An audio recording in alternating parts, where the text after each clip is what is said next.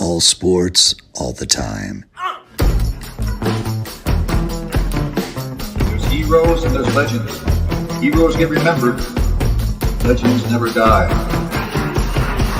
This is the Spoken Podcast. Hold your ears, folks. It's showtime. I'm your host, Lance Twidwell. Man, that kid, he can ball, man. He can ball. Touchdown, Kansas City! Patrick freaking Mahomes, baby! Let's talk some sports, because that's what we're here to do. You are tuned in to The Spoken.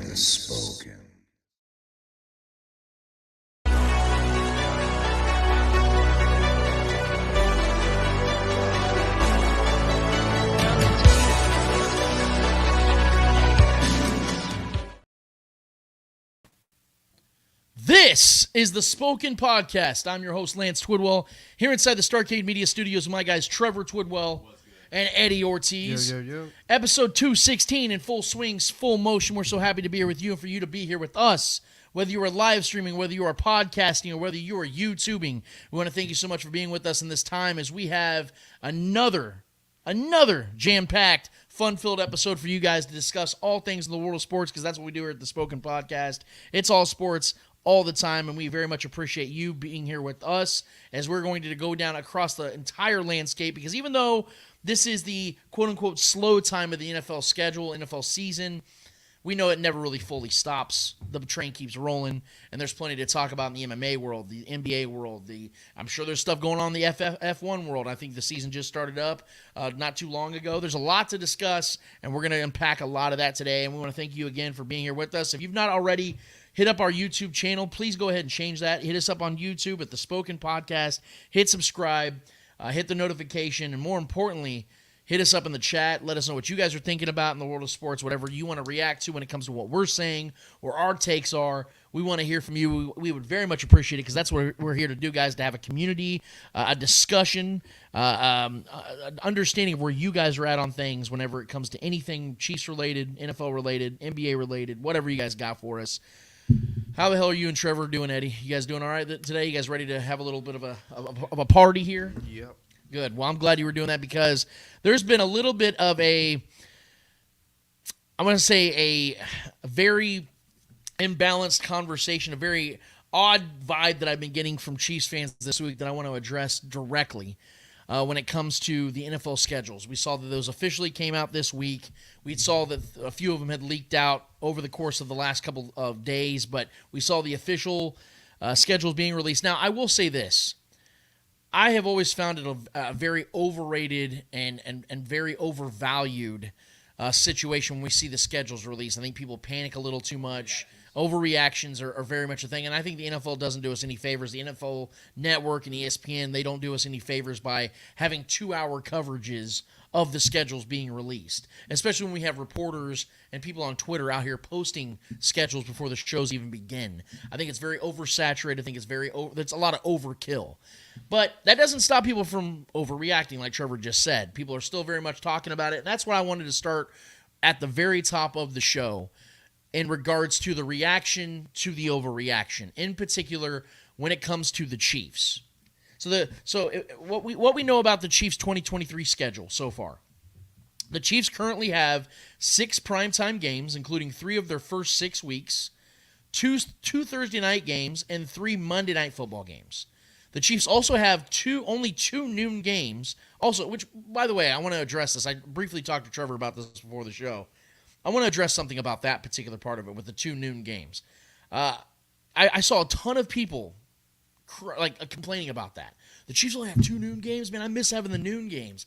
But I remember personally as a Chiefs fan, a lifelong Chiefs fan, just a few years back, I'm talking like 5-6 years ago, when a majority of Chiefs fans felt like their team was slighted and overlooked by the national networks and national media because they hardly ever played on national games, Monday Night Football games, Sunday Night Football games. Everybody gets their rotation, but the Chiefs are getting 1 or 2 at most per year with the Alex Smith era, the Matt Castle era, you name it.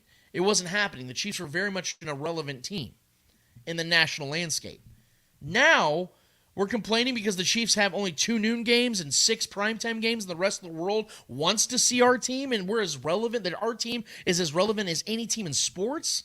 That's just wild to me how that all worked out, how fast things have changed, where we just take our complaints and switch them to another side of things. I thought that was just a little odd to me. But according to NFL.com, the Chiefs have the fourth toughest schedule in the NFL, with 4 of their final 7 games on the road.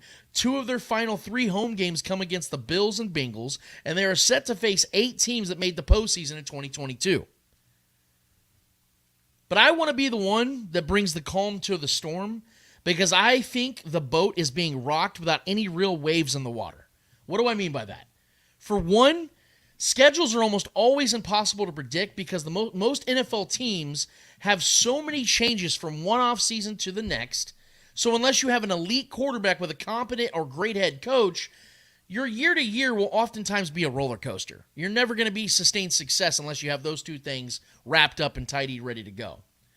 If you look at the Chiefs' 2023 schedule, you will notice that there are only 4 matchups that fit that criteria when it comes to great quarterback, really good head coach. And those matchups are against the Jaguars, Eagles, Bills, and Bengals. Teams the Chiefs faced last season a combined total of 6 times, and they went 4-2 in those matchups. 3 of those wins were in the postseason, by the way. And speaking of last season, do we forget the narrative that we were dealing with coming into week 1? Let's just go back just 1 year, guys. Let's do a little throwback Saturday, if you will. Quote unquote. The Chiefs have such a daunting schedule. What a gauntlet they have in their first 7 games. They can't handle this schedule, especially after losing a superstar wide receiver in Tyreek Hill. How did that all pan out? Well, the Chiefs went 5-2 in their first 7 games. They went 14-3 for the whole season. Finished with not only the best offense, but the most plays of 20-plus yards. Patrick Mahomes won MVP. The Chiefs won the Super Bowl, and Patrick Mahomes won Super Bowl MVP on one leg. I said it over a year ago, and it is more relevant today than it was even a year ago. The Chiefs didn't get a tough schedule. A tough schedule got the Chiefs. We have to remember this. This is the most important aspect with the Chiefs, as long as they have what they have in place with their nucleus at head coach and quarterback. That tough schedules aren't the ones that should intimidate the Chiefs. The Chiefs should intimidate the teams they have on their schedule. We talk about, I don't know if you guys saw this yesterday, but even though the Chiefs have the 4th toughest schedule, they are literally favored in every single game this season. All 17 games, as it currently stands. That's going to change, obviously, because we know that the schedules change. The Chiefs have a losing streak here or there. Obviously, they come up against a Bills team or something like that. That might change. But the fact remains that if you look at this schedule as is, you have to take it for face value. Because also, the blessing in disguise of this actual schedule that I want to look at is the fact that, Eddie, we talked about this briefly yesterday, the fact that the Chiefs, although have to go to Germany, which I'm not big on, I don't like the international games very much. I understand why the NFL is doing it, because it's great money. You're building a brand. You're building a brand in the international landscape. I get why they're doing it. I'm saying as a selfish fan, I would like all the games to be in America because I like the time schedules. I like the fact they're playing in the States against, it's more structured that way, because I think that right now it's still a little chaotic with all the stuff overseas. But the point is, the Chiefs have that game against the Dolphins. Then they have the bye week right after that. So they don't have all the jet lag to worry about coming back home, trying to get ready for another team that very next week, whatever the case is. And then, after the bye week rested up, they do face the Eagles, but it's at home on Monday Night Football. So think about the advantages the Chiefs have. They have a whole week to rest. They get a game plan for one team in particular, and it's going to be in a rocking Arrowhead Stadium against a team they just faced in the Super Bowl 6-7 months previous. Or 8 months previous. So this is ideal. So even though the Chiefs' schedule looks tough, we have to factor in again that some of these teams won't be as good as they were, and the fact that the Chiefs, some of their toughest schedule, some of the toughest teams they have to face are at home: Bills, Bengals, Eagles, teams like that.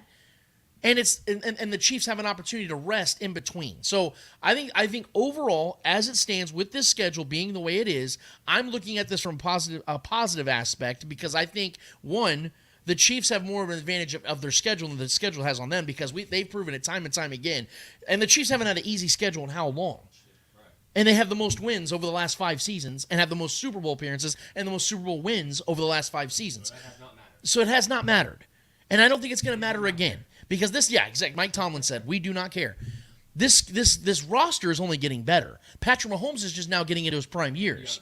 And exactly, younger, cheaper, and better, more athletically gifted across the board, in particular on the defensive side, which should excite everybody because of the offenses the Chiefs are going to have to face this year.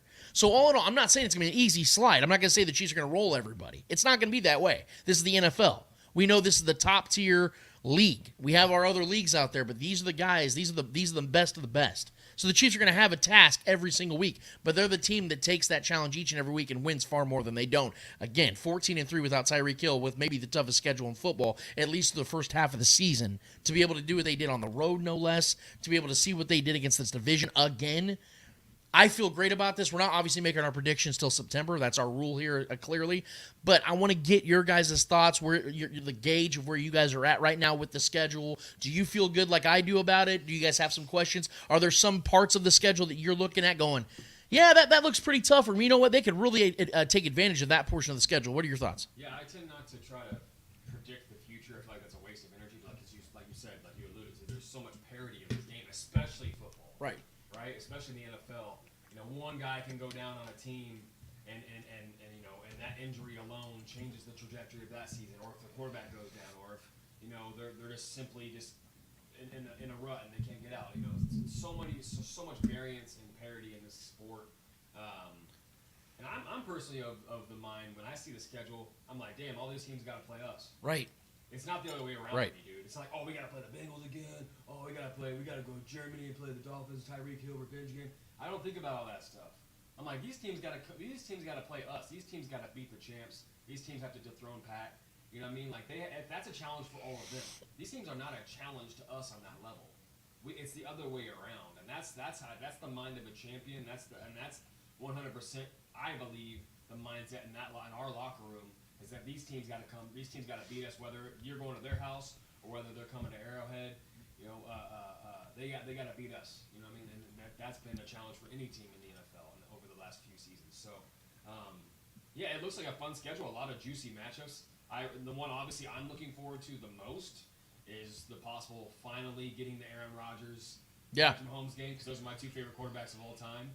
You know what I mean? So for me as a fan and as someone who's rooted for Aaron Rodgers his whole career, I've wanted to see that in Green Bay, and it just never panned out. And always something happened.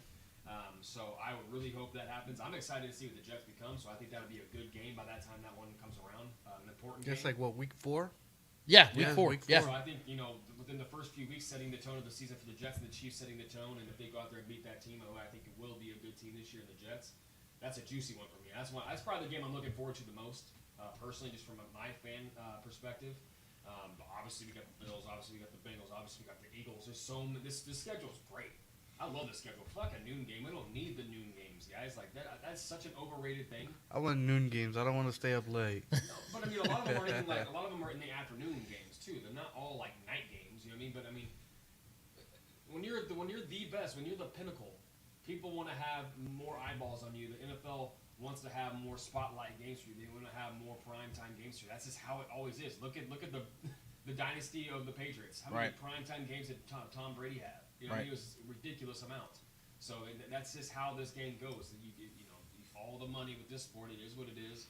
Patrick Mahomes has become the golden boy of this league because he's incredible. Andy Reid is the best coach in football. He's incredible. This team is incredible. We're only getting better. Why would they not give us that many primetime games and later than evening games rather than noon games? When there's 10 plus other games going on. Like, that doesn't make any sense. So they're going to keep us in those slots where there's a lot of eyeballs. And yeah, man, this schedule. I'm not a schedule guy. I don't look too far ahead.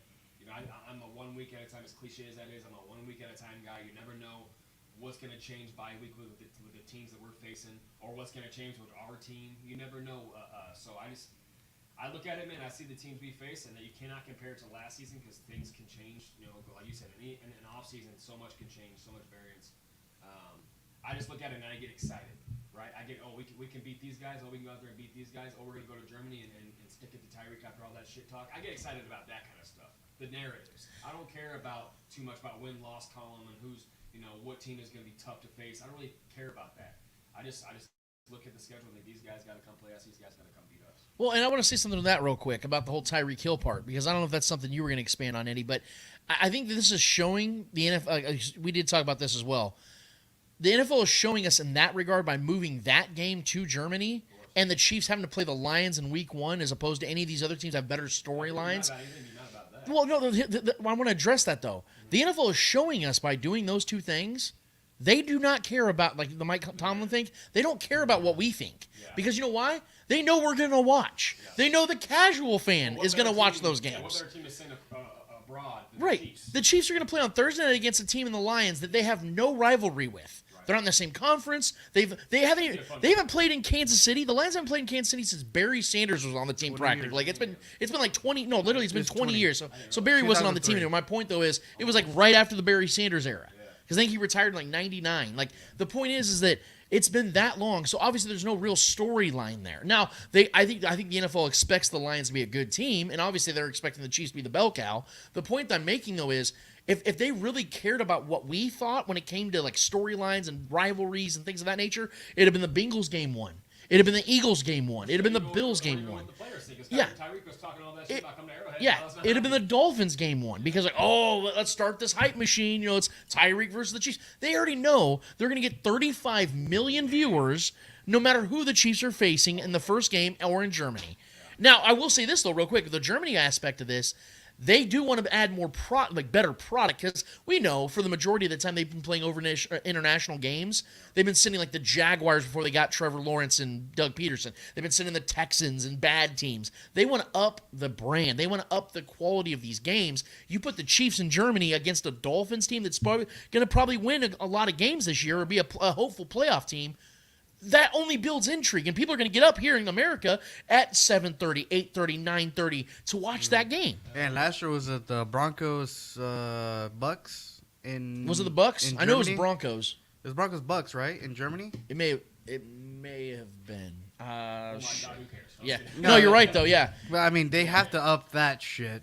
That shit, like that game was. It was horrible. I think you're right though. Yeah, I think it was Broncos Bucks. I think it was like because I think Tom Brady won that game after like so many games of just losing.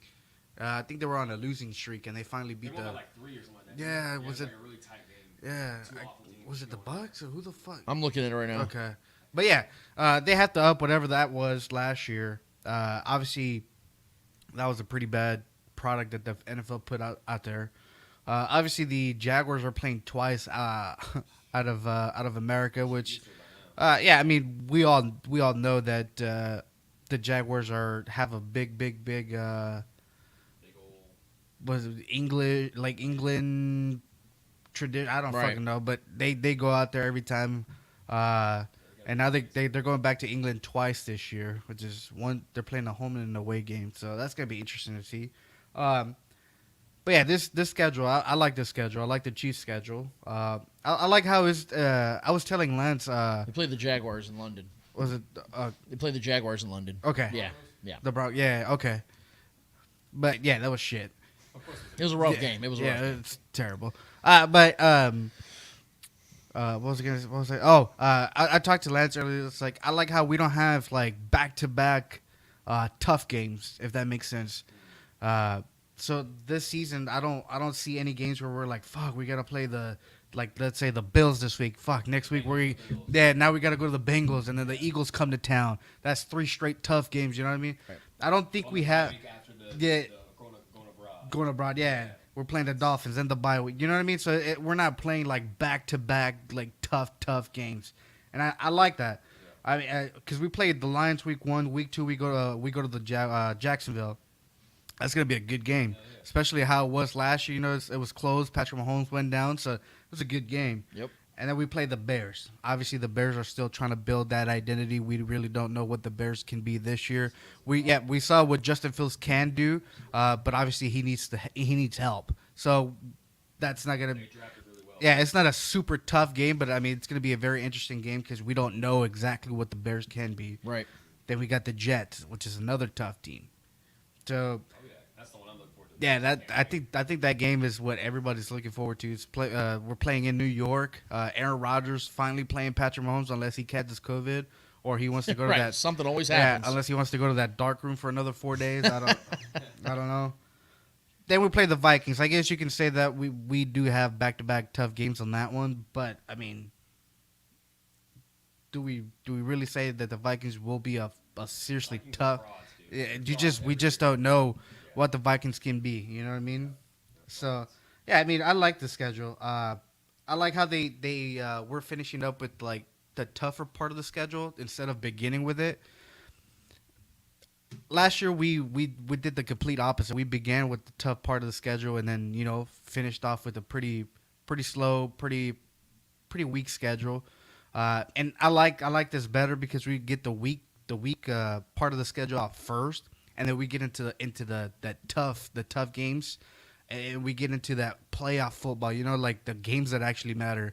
So I think this is going to be a really good opportunity for the Chiefs to demonstrate what they can do into the playoffs, and especially right before the playoffs. We play the Bengals, we play the Bills, so it's going to be very interesting to see how the team can handle the pressure towards the end of the year this time around instead of the beginning of the year. You know what I mean? Well, yeah. I mean, the funny thing is too with schedule, and I'll say this too, like everyone was talking about the gauntlet, like you said last year, and how we had the Broncos in the last we faced the Broncos 2 times in the last few weeks of the season. And everyone was like, "Oh man, that's gonna be a tough stretch." Everyone was talking about there's always gonna be those teams, man. So like the Vikings could be one of those teams where they're absolutely awful next year. Everyone thinks they're gonna be good and continue to be a really good team. Like the Detroit Lions can be absolute ass week 1. We can absolutely just destroy them and beat Panthers, which I expect to happen. But still, like there's so much variance and so much parity to this season, man. To these seasons. You never know. The Bills can take a massive step back. You don't know. Right, especially with Von Miller. He probably won't play the first half of the season. He'll probably be on the PUP list. Right. I'm not expecting that, but no, they are saying that's a legit. Yeah. Oh yeah, no, yeah. Expecting that. I still think AFC East is loaded too, so they'll be fighting each other for their own division. The Bills and the Bengals are probably the Eagles are the Ravens will be back. The 3 teams that probably Ravens will be Ravens are back, but we don't play Ravens. You have to look at it like that. No, I'm saying like you have to look at it like the point I'm making is like the teams the Chiefs are facing, they have their own problems in their own division. Like, no disrespect to the Chargers, Broncos, and Raiders, but we do understand the established dominance that the Chiefs have in their own division. The Chargers play. That's one team. That's one team that I would say I would be scared playing against next year. I know you can say it's like, well, they have a terrible coach. I get it, but at the same time, they've always come close to beating us. They've actually beaten us. So it's gonna be very, very fun to see what the Chargers do next year. Your mic might be off. Yeah, there you go. That works. So it was getting picked up anyway. But the point, no, but I'm saying like the Chargers are going to give us a little bit of trouble, like they always do. It's always close games against the Chargers. I don't know what it is. Justin Herbert makes this shit super close. It's scary. So the Chargers could really be that one team that can beat us twice next year. I wouldn't be shocked if they did. But I do expect the Chiefs obviously to come out on top. But I think the Chargers could be that one sneaky team that can sneak 2 victories out of the Chiefs next year. They always play us tough. Well, so. And then so the thing when it comes to the divisional aspect, when it comes to the teams the Chiefs are facing, and like how it's going to be I think even more of a grueling season for those teams in particular, is the fact that again outside of like yes, the Chargers have Justin Herbert, who's a top 6-7 quarterback in this league, but coaching is a problem they do have. Now, they play the Chiefs tough because they build their rosters literally to do that, to beat the Chiefs. They have a good so roster. they're always going to be these close games. What I'm saying is the established dominance is the Chiefs always find a way to beat them, is what I'm saying. I mean, Justin Herbert, I think, is 1-4 against Patrick Mahomes. So that's the whole point I'm trying to make here. And when it comes to the Bengals, when it comes to the Bills, they have teams in their division that have really good coaching and really good quarterbacks. The Chiefs don't have that problem. They have Josh McDaniels. They have what's-his-face from the Chargers, can't believe I'm missing his name right now. And they have Sean Payton, who's a great coach, but Russell Wilson's damaged. He's broken. He's no longer the quarterback he once was. So it's a give and take. The Chargers have a good quarterback problem, a good quarterback situation, bad coach. And then Brandon Staley. Thank you, Brandon Staley.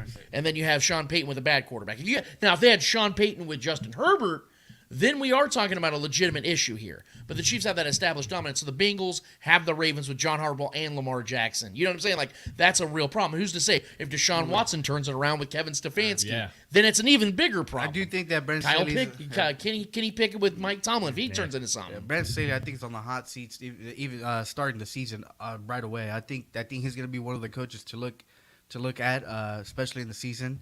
I don't know why they kept him. That was after the Jacksonville game. I would have if I was the owner, I would have walked down to the field and said, "All right, thank you. Well, the fact that Good they luck on whatever you do. the fact they hired him at all was the fact they hired him at all was the confusing part. Because if one is he defensive minded head coach, and that's not really the trend the NFL is going with anymore, especially with young coaches. And two, he only had 1 year as the DC for the Rams, so he didn't really prove himself when you already had with a stacked defense. Yeah, you had like 3 Hall of Fame players on your defense with the Rams. It's like, I mean, is that really that impressive? Like, I know it is in like the big picture, but like in the micro, is it really that? I don't know. I don't think it's bode well for the Chargers. I'm not complaining about it, but I agree with Trevor about the Jets, and you were talking about the Jets in Week 4. The cool thing about this schedule and how different it is from last year is I think it can be a blessing just like last year's schedule was for the Chiefs, because you saw last year early in the year how the defense was getting tested by a lot of really good quarterbacks, really good defenses early in the season as well. So the Chiefs offense had to learn quickly and on the fly about how to adjust without Tyreek Hill, life after Tyreek Hill. This year, what I like about it is the rookies on both sides of the ball can kind of ease their way in because the tougher games do come in the middle portion and the later portion of the season. So that can also be a blessing for the Chiefs where they can really establish these guys earlier on in the year, where if Rashee Rice is to become something in 2023, maybe for the next for the first 6-7 games, you're playing him in a little bit. Maybe Kadarius Toney gets some lighter work to kind of ease him and his body into the season. And so later in the year, Kadarius Toney's healthy, and you have these guys that are sustaining health. And the Chiefs are one of the best teams in the NFL at sustaining health. They're usually always one of the healthier teams in the NFL. Outside of some freak things, they are usually one of the healthier teams. So I'm anticipating the Chiefs are going to utilize this schedule early in the year to kind of experiment with things, tinker with things, because they know they can get away with that. They've been doing that for years now. And then when those tougher games start coming around, like, okay, we've been doing this for now 8-9 weeks. Dolphins are coming up, Eagles are coming up, Bills are coming up, Bengals are coming up. Let's start rolling this shit. Let's start getting this stuff out there, because now that film's out there. You know what Isaiah Pacheco's doing. You know what some of these young rookies are doing. You know what what Spags is doing with these weapons. Now let's start fooling these guys around, because you saw in that Bengals game in the first was it week 13 of last year, the Spags defense was way different, and then you saw them in the playoffs. Joe Burrow could do nothing. Literally nothing. So that is what I'm looking forward to is to see what Spags does with these young Bucks, because then you have year 2 guys, you have year 3 guys. And the best part about this defense, if we're going to talk about that, is the fact that you have I had the list yesterday of the guys that are all coming up on contract years. The fact that you have I have the list right here. Obviously, you have Chris Jones who's going to get his extension. He's going to be the only guy that's really making any money. But you have L'Jarius Sneed, Willie Gay, Drew Tranquill, Mike Edwards, and Derek Nottie. Yep. All veteran guys are going to play pivotal roles on this defense, all on contract years. Yep. All they have to play their most motivated football, showcase their abilities, contribute to winning as much as they ever have. That's only going to elevate the Chiefs' chances of repeating as champions, because you have half your defense that are not making any real money. None of these guys are making any money at all, but are trying to make money for their next contract. You better believe you're getting contract years undefeated with at least three of these guys. Yep. And I can't wait to find who it is. I have a lot of confidence it's going to be L'Jarius Sneed, Willie Gay, and Drew Tranquill. Those are the 2 guys that come off the board. But if you get contract years or if you get career years out of Mike Edwards and Derek Nottie, how does that not elevate the Chiefs' chances of repeating as Super Bowl champions? I mean, it absolutely does. So I love how this team's been built. I still think they need to add a couple more veterans on both sides of the ball. I'd like to see another edge rusher. I'd love to see a wide receiver. Obviously, you guys know that. I would love to see those 2 positions add some depth and veterans. But and I think Chris Jones is making making the world know that he wants Frank the Shark back. Yeah. He wants him back, and he said he's going to keep tweeting out that he wants Frank Clark back every single day until he's back. Yeah. And I think Frank Clark just responded yesterday with saying something like, we know what to do, or some shit like that. So, I mean, Frank Clark, I'm sure, is open to the idea of coming back. And Chris Jones, obviously, if the Chiefs really want that extension of Chris Jones, I think if you bring Frank Clark, I think that can help facilitate get that contract extension going, because then you're pleasing your guy, kind of like what they did with Patrick Mahomes. You know, that's a good point. So it's kind of making your guy happy, and then boom, you get hit with the extension. You know what I mean? Yeah. So I would like to have Justin Houston, but yeah, I would prefer Justin Houston. Yeah, I'll take Frank Clark. I think there's a better chance Frank Clark is back though, and here's the biggest reason why. He doesn't have a market. Yeah. If he had a market 2 months ago. He had a market before the draft. Yeah. That market's gone. So he can come in here 1 year, $7 million. And like I said, incentives.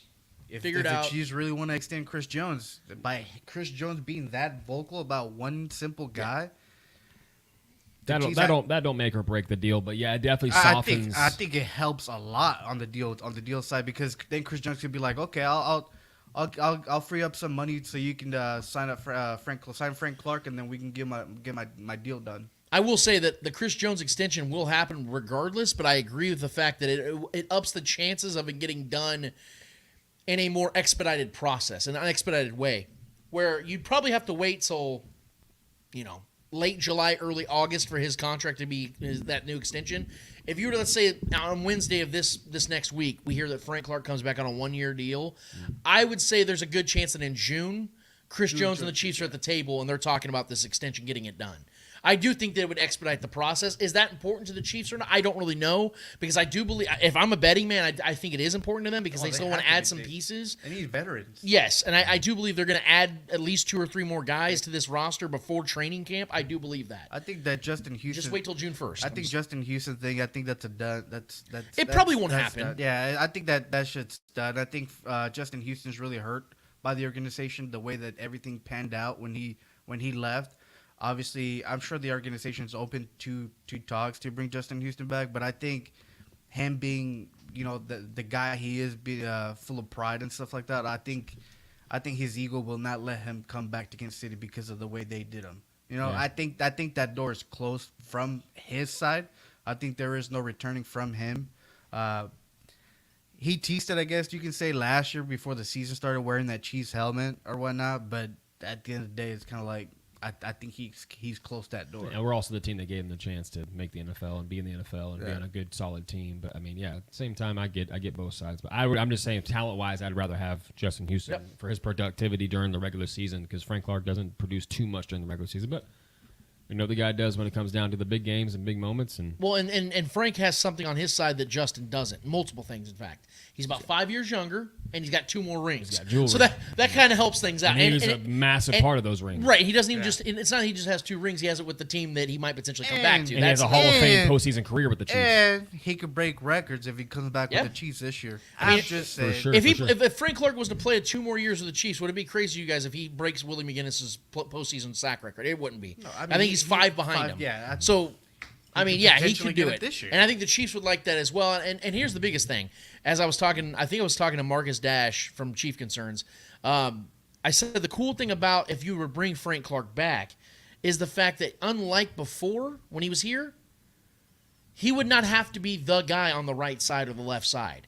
Right. Now you have a plethora of young weapons where he can become what he actually is more now, a rotational pass rusher. He's a guy, he can be a guy that helps, teach these young guys, but at the same time can become more of a Carlos Dunlap. Yeah. He can become that guy, a third down pass rusher, come in and help if a guy's hurt for a little bit, step in and step out. Because we know one thing about Frank Clark, his health is very tricky. His availability sometimes can sway. So now he doesn't have the pressure of, man, if Frank Clark's not out there, we don't have a true pass rusher. He doesn't outside have of Chris that contract Jones looming in over his head. You're going to be like, fuck, we paid this guy so much. You know what I mean? Well, and again, and here's the other thing. On a 1-year deal, Frank Clark could really say, look, if I go out here and have myself a stellar season as a rotational piece, there's going to be teams out there that are going to offer me money next year, because if the Chiefs were to win another Super Bowl with Frank Clark attached, then you're talking about a 3-time Super Bowl champion. Then you're talking about the Hall of Fame. Yeah. Then you're talking about getting actually that one bigger payday at the end of his career. Those are the possibilities that we're talking about for guys like him and Justin Houston. Because Justin Houston, if he's to get a Super Bowl, if let's say Justin Houston does sign to the Kansas City Chiefs, comes back, the whole full circle aspect plays its way out, he wins a Super Bowl, he retires. Yeah. Justin Houston is 100% going to the Hall of Fame.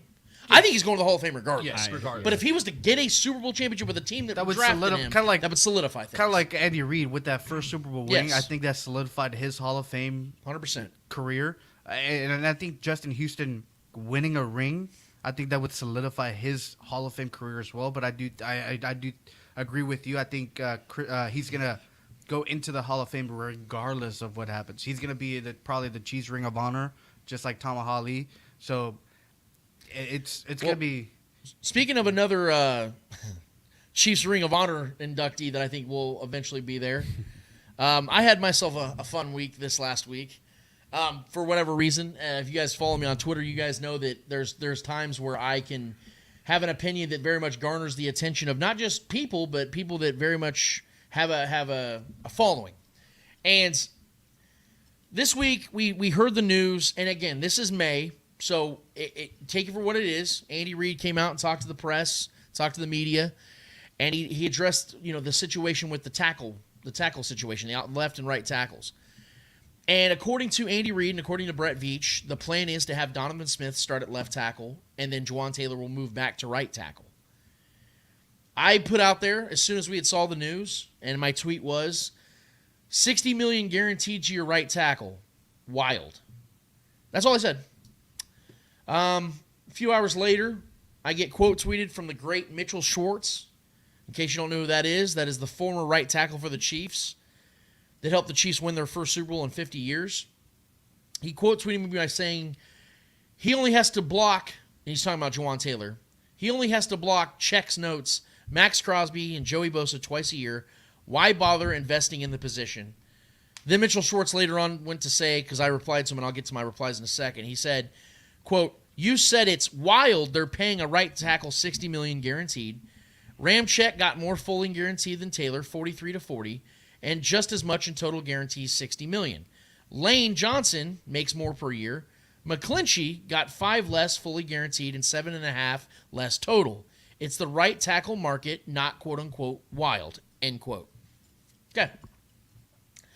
So that got a lot of attention, and first of all, let me get this out of the way. I have nothing but an insane amount of respect and admiration for my guy Mitchell Schwartz. I've said on this show and on Twitter and everywhere else that Mitchell Schwartz to me is the best right tackle of his generation.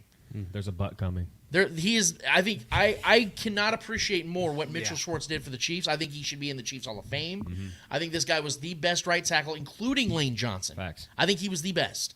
That man was unreal. Yes. Iron Man. And it sucks that a back injury took him out, because I really do believe if the Chiefs just had him or Eric Fisher in the Super Bowl, they win that Super Bowl. I will die on that hill.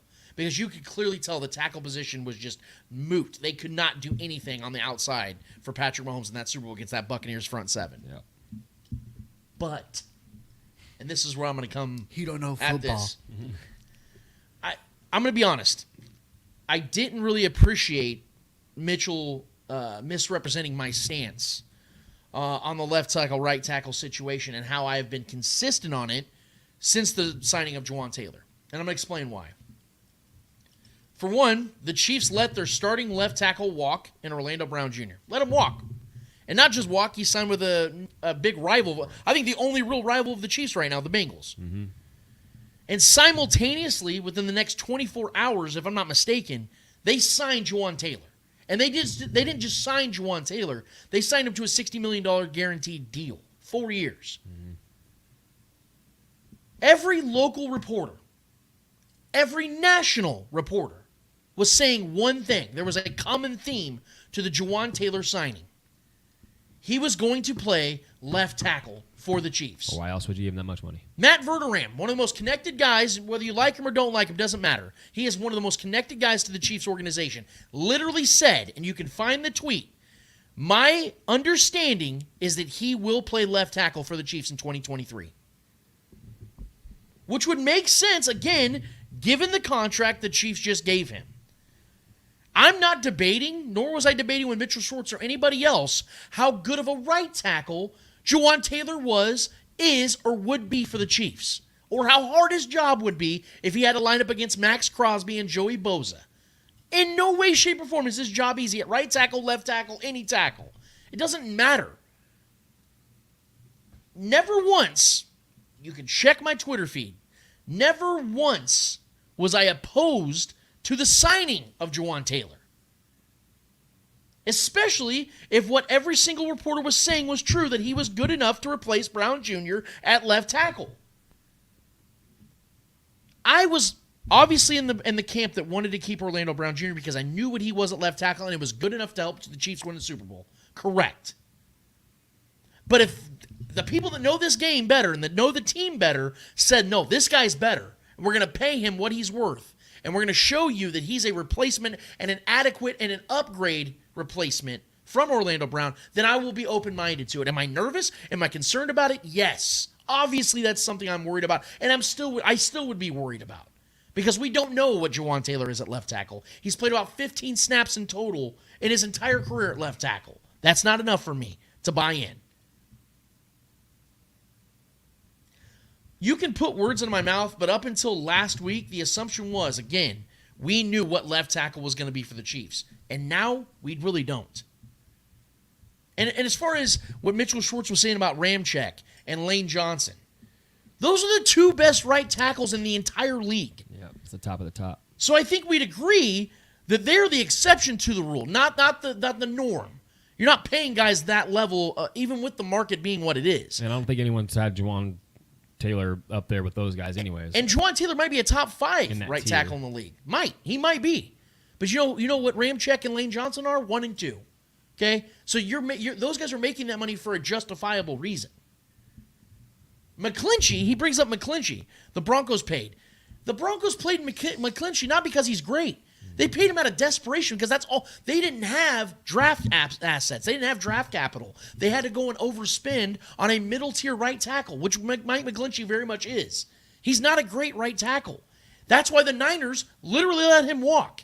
When the Niners, a lot like the Chiefs, are a team that invests in tackles. And if this dude was still good in his mid-20s like he is, they would have kept him. And they didn't because the Broncos outbid for him. Based on the fact that Taylor was reportedly brought in to replace Brown Jr., the money made sense because the left tackle position was a massive need for the Chiefs, just like it still is. So if Taylor is playing right tackle and making top-tier money while the left tackle position is still very much in question, is it not wild to you that they're moving Taylor back, according to reports and according to Andy Reid, back to right tackle? And here's my biggest confusion when it comes to this entire discussion.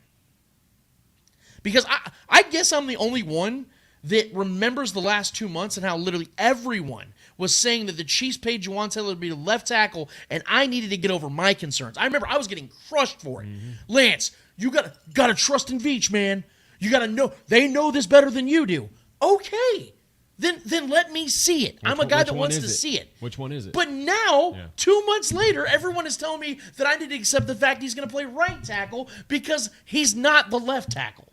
Do you understand the confusion that I'm having? It's not that I'm opposed to him playing left or right tackle. It's that we're being sold 2 different things within a 2-month frame. And I'm supposed to understand that? And I get that Donovan Smith has tons of experience at left tackle and has been good in portions of his career. He has been. But do you know who else had plenty of experience at left tackle, who's 3 years younger than Donovan Smith and has been good enough to start for a Super Bowl winning team? That'd be Orlando Brown Jr., the same guy the Chiefs just let walk. I hope folks understand that Donovan Smith is not an upgrade at left tackle. He is not. Not at this point of his career. He's just a cheaper alternative. The only reason why people were out on Orlando Brown Jr. but gung-ho on Donovan Smith was due to money. I am convinced of that. You know why I know that? Because even PFF, the place everybody goes to, even though it's inconsistent and we have no real reason to believe in their grades, they graded Orlando Brown Jr. better than Donovan Smith last season. But there's a significant reason why the Chiefs offered Orlando Brown Jr. multiple $100 million contracts in multiple off seasons. And why the Bengals gave Brown the highest signing bonus that any offensive lineman has ever received in NFL history, while Donovan Smith was a free agent for over 2 months and just got a $4 million in base salary contract from the Chiefs.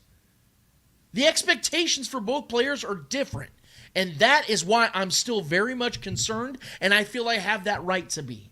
Because I was told 8-9 weeks ago that they answered the call at left tackle. Now I'm being told opposite. Now we have a 29, soon-to-be 30-year-old guy who failed at his last spot over the last year or so. He's now the answer. When we all know he's not better than what the Chiefs just let walk out the door for a few more dollars. So I have my concerns at left tackle. People say, well, Lance, it doesn't really matter, whether it's left or right tackle. That's overrated now. Really? So let me ask this question. If left tackle is not more important than right tackle, Why did the Chiefs trade for Orlando Brown Jr. and move him to left tackle? Well, that's where he wanted to play, Lance. Yeah, but if the Chiefs are trading for him and saying they're going to pay for him, don't they get to tell him where he's going to play if he really wants to play for him? And if right tackle is just as important and Orlando Brown's better at right tackle, the Chiefs should have just kept him there.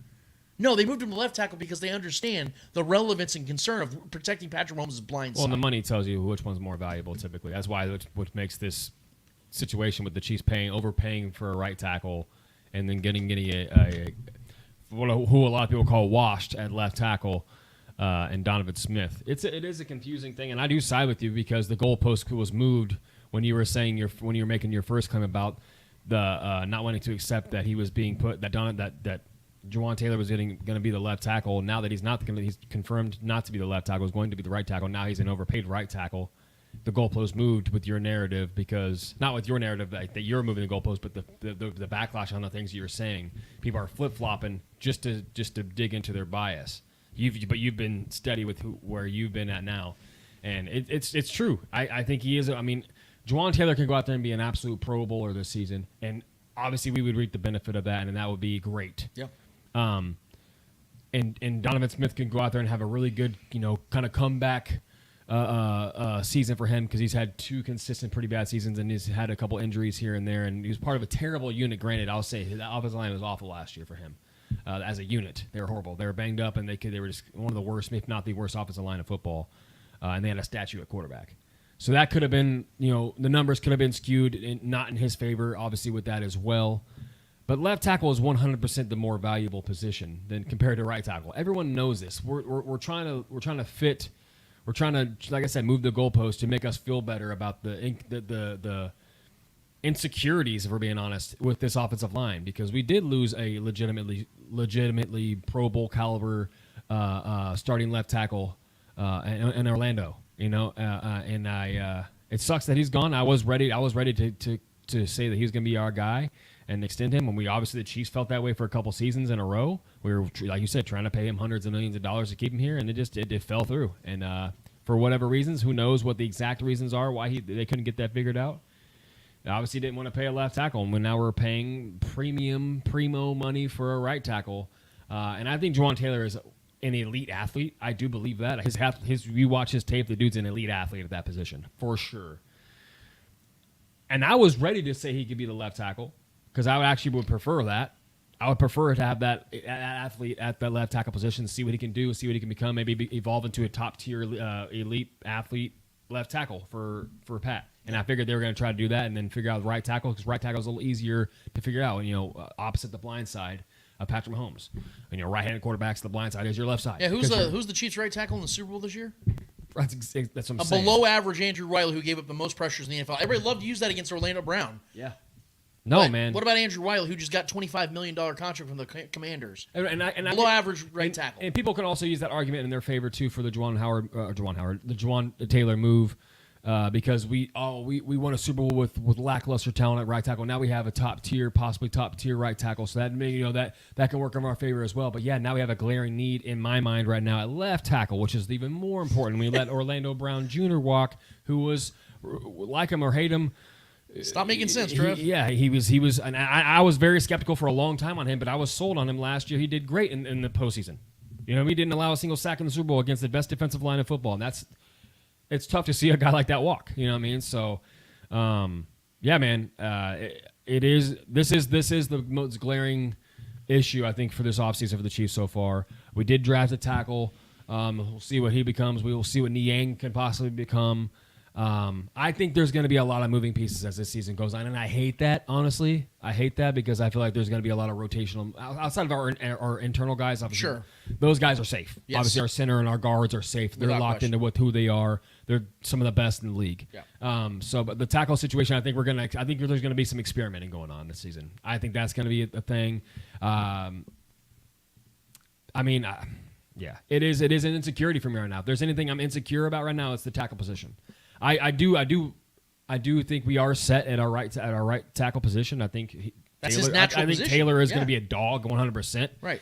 But is there going to be a massive gaping hole at left tackle? And that's concerning because we're just coming off a season where Patrick Mahomes had to win a Super Bowl on one leg You know, do we want to re-aggravate anything like that? Do we want to have any other further injuries, with him coming off his blind side? Because we know Pat's taken hits off the blind side before. Right. And, and sometimes he makes mistakes and not seeing that pressure coming, which is natural. But, I mean, at the same time, do we want to have someone who's absolutely washed and to that coming point, in real to try quick, to fill that position? No, man. to that point real quick, and we'll get to Eddie.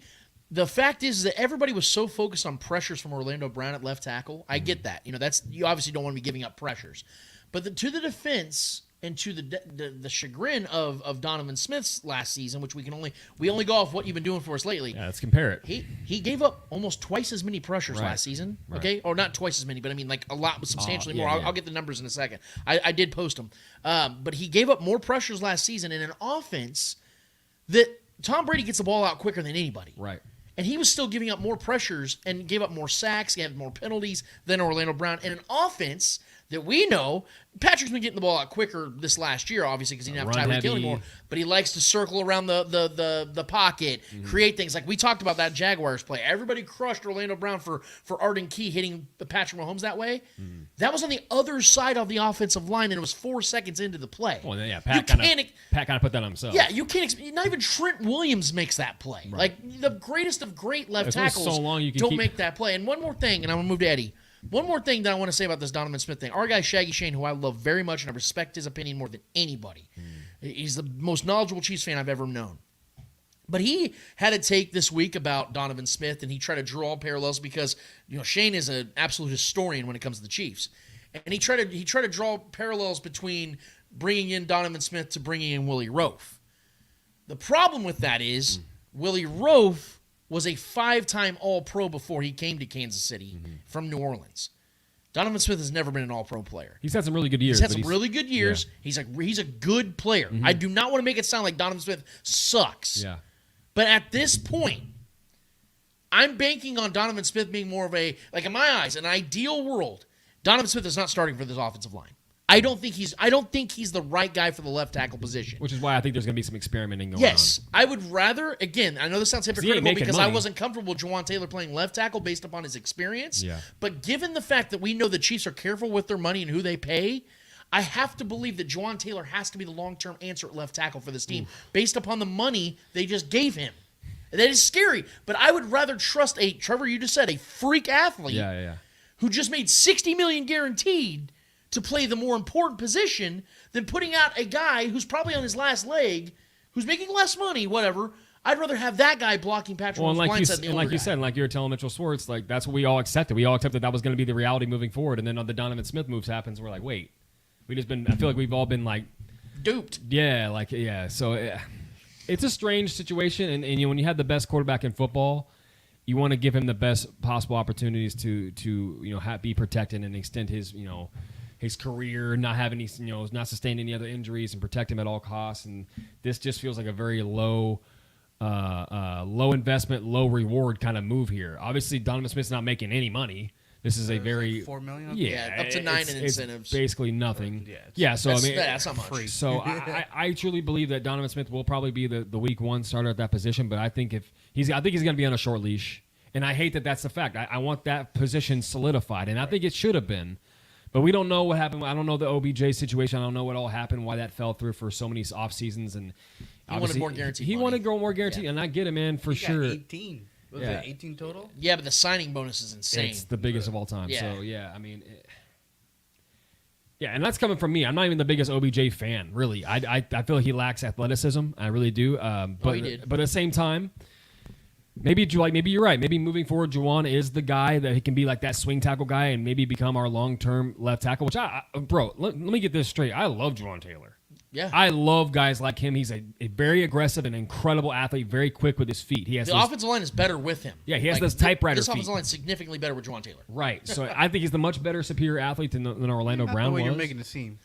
Well, it's how else can I break this down? I know what you're saying. It's the inconsistencies of the information, and everyone was guaranteed that he's going to be the left tackle. Now all of a sudden, no, he's not. Exactly. I'm not attacking the player. I'm talking about the context of how the player is going to be utilized. Yeah, because if Donovan Smith went to any other team, was traded to any other team to be their starting left tackle, everyone would be laughing at them. But the fact that the Chiefs Kingdom, no offense to us as fan base, but we're like trying to like convince ourselves that he's going to be the guy. It's like, bro, please don't do that. It's just not. And I may be wrong, you may be wrong. He might come out here and flourish and have and work in this system flawlessly. I hope. Yeah, of course we hope that happens.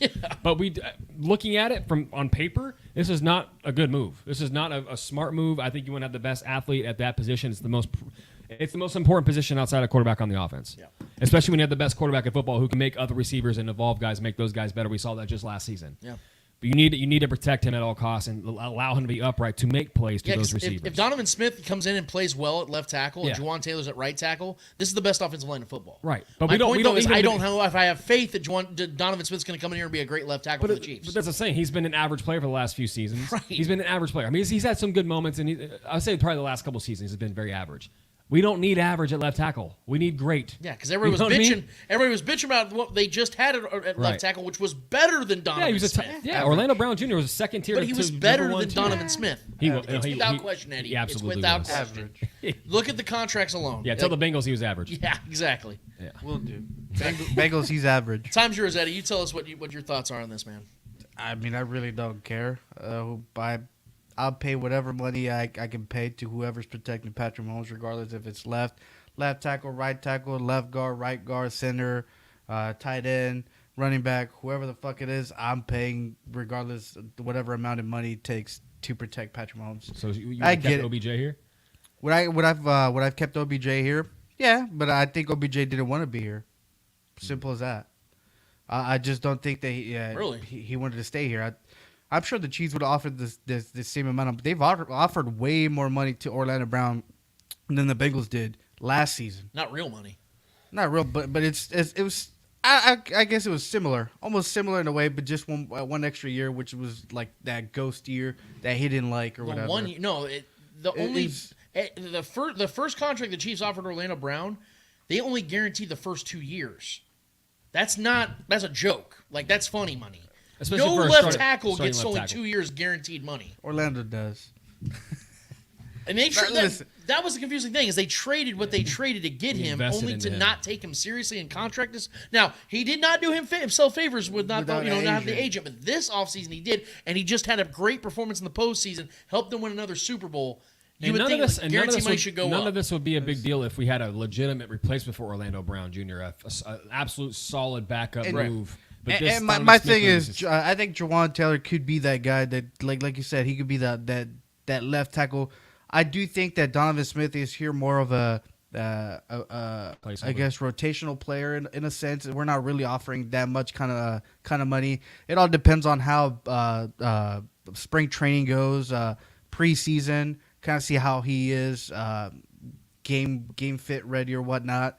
You can potentially see Chiefs week one put Juwan Taylor on at left tackle, and you could see either Niang or Kennard starting at right tackle, and then you could potentially go off of that, and then you obviously have a veteran in the game in the position, kind of helping coach these young guys, this swing tackles, into possibly becoming better players. So I don't really see these as a bad decision, as a bad anything. I think at the end of the day, I think the market is going up for regardless of the position, except for running backs. I think paying running backs is starting to become more, I guess, obsolete, I guess, in a way. Like, they're really not spending any crazy money on running backs anymore. We saw I think the last big contract was either Christian McCaffrey or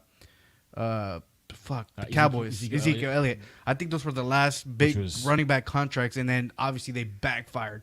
Obviously, the Panthers traded away Christian McCaffrey. Now the Cowboys and Austin Eckler can't even get paid. Yeah, can't even get paid. Now Ezekiel doesn't even have a job. Yeah. So he's probably gonna go to the Bucks.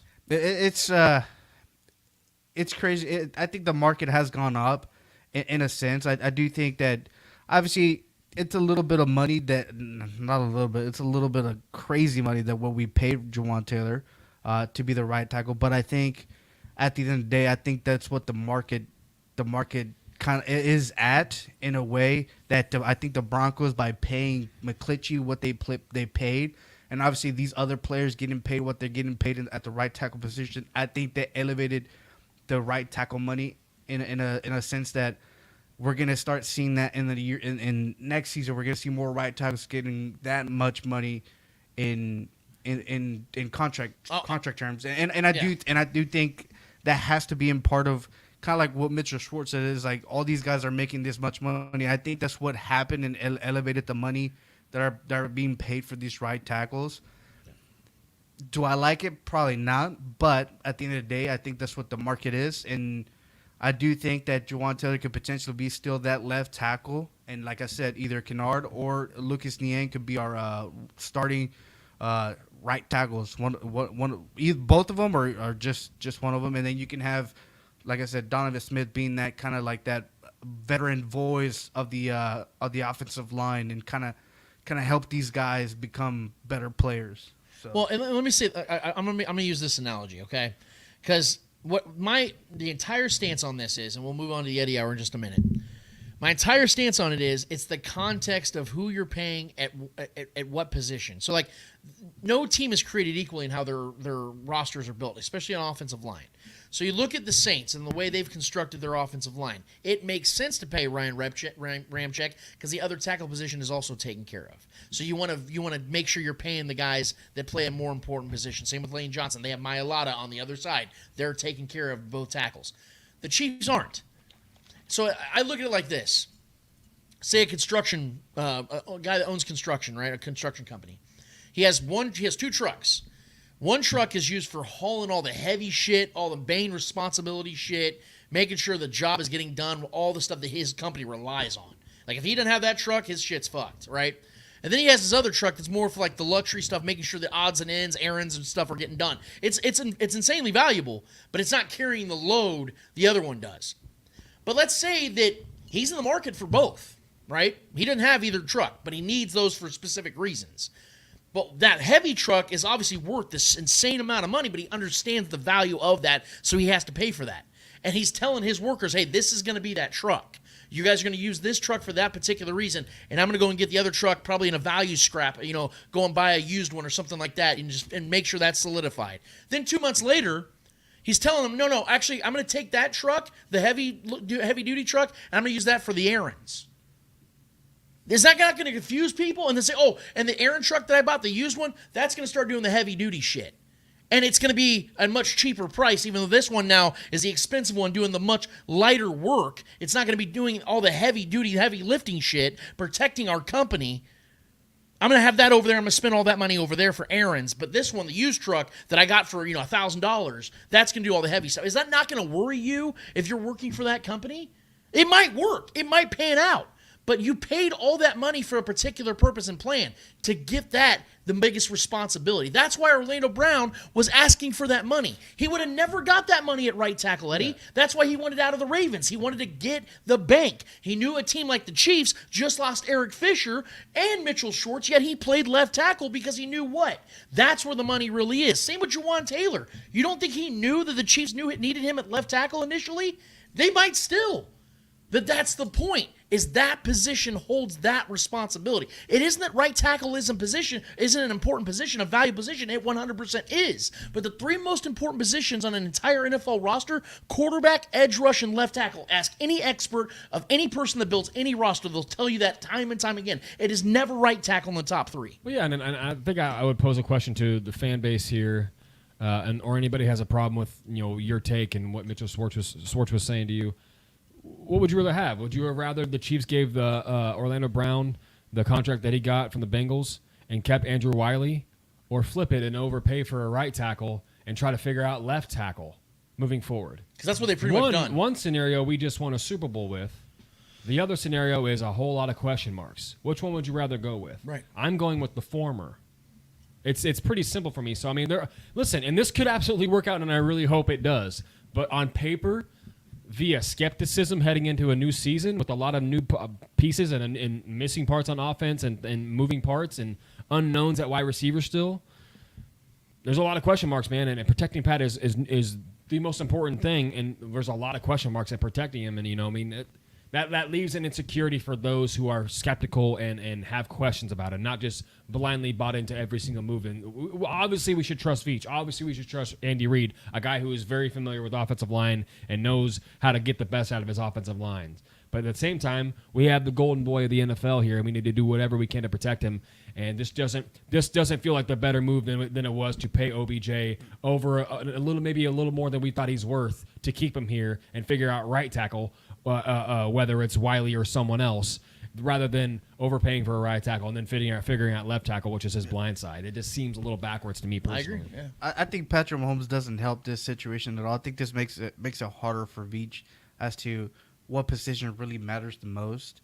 Either left tackle or right tackle. I think because Patrick Mahomes plays in such a way and mostly outside the pocket, I think either position is valued, I think, at the same level, potentially by Brett Veach, and I think that's why they paid Juwan Taylor what they paid, because you can either have one great one and the other one it'll be all right, and Patrick Mahomes either favor that side or whatnot, but at the end of the day, I think Patrick Mahomes make this decision very, very, very hard for Brett Veach. Then why did they try to trade for Laramie Tunsil?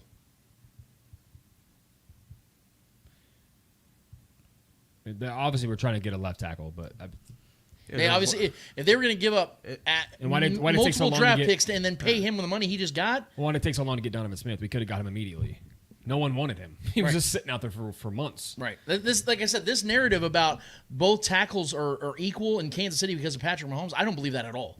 If anything, I think the left tackle position is even more so important because of the fact that he is a running style quarterback at times. He's mobile, he's nimble. A quarterback like Tom Brady, you can get away with having a shaky left tackle because you're getting the ball out so damn quick.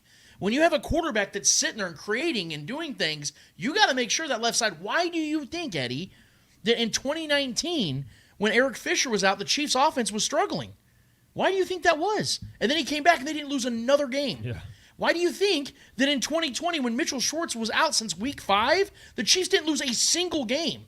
And it wasn't until Eric Fisher snapped his Achilles that they didn't win. They got destroyed in the Super Bowl. And Eric Fisher was like a decent left like a tackle. top 12 to 15 left tackle. If you put Eric Fisher in that Super Bowl, did the Chiefs not win that game? Right. They 100% Well, at least have a better No one was odds. beating the Chiefs. They whooped the shit out of the Bills just the 2 weeks before that. They were whooping everybody that you lost season. both your tackles. That was the you best don't win Chiefs that team I had game. seen in forever. Yeah.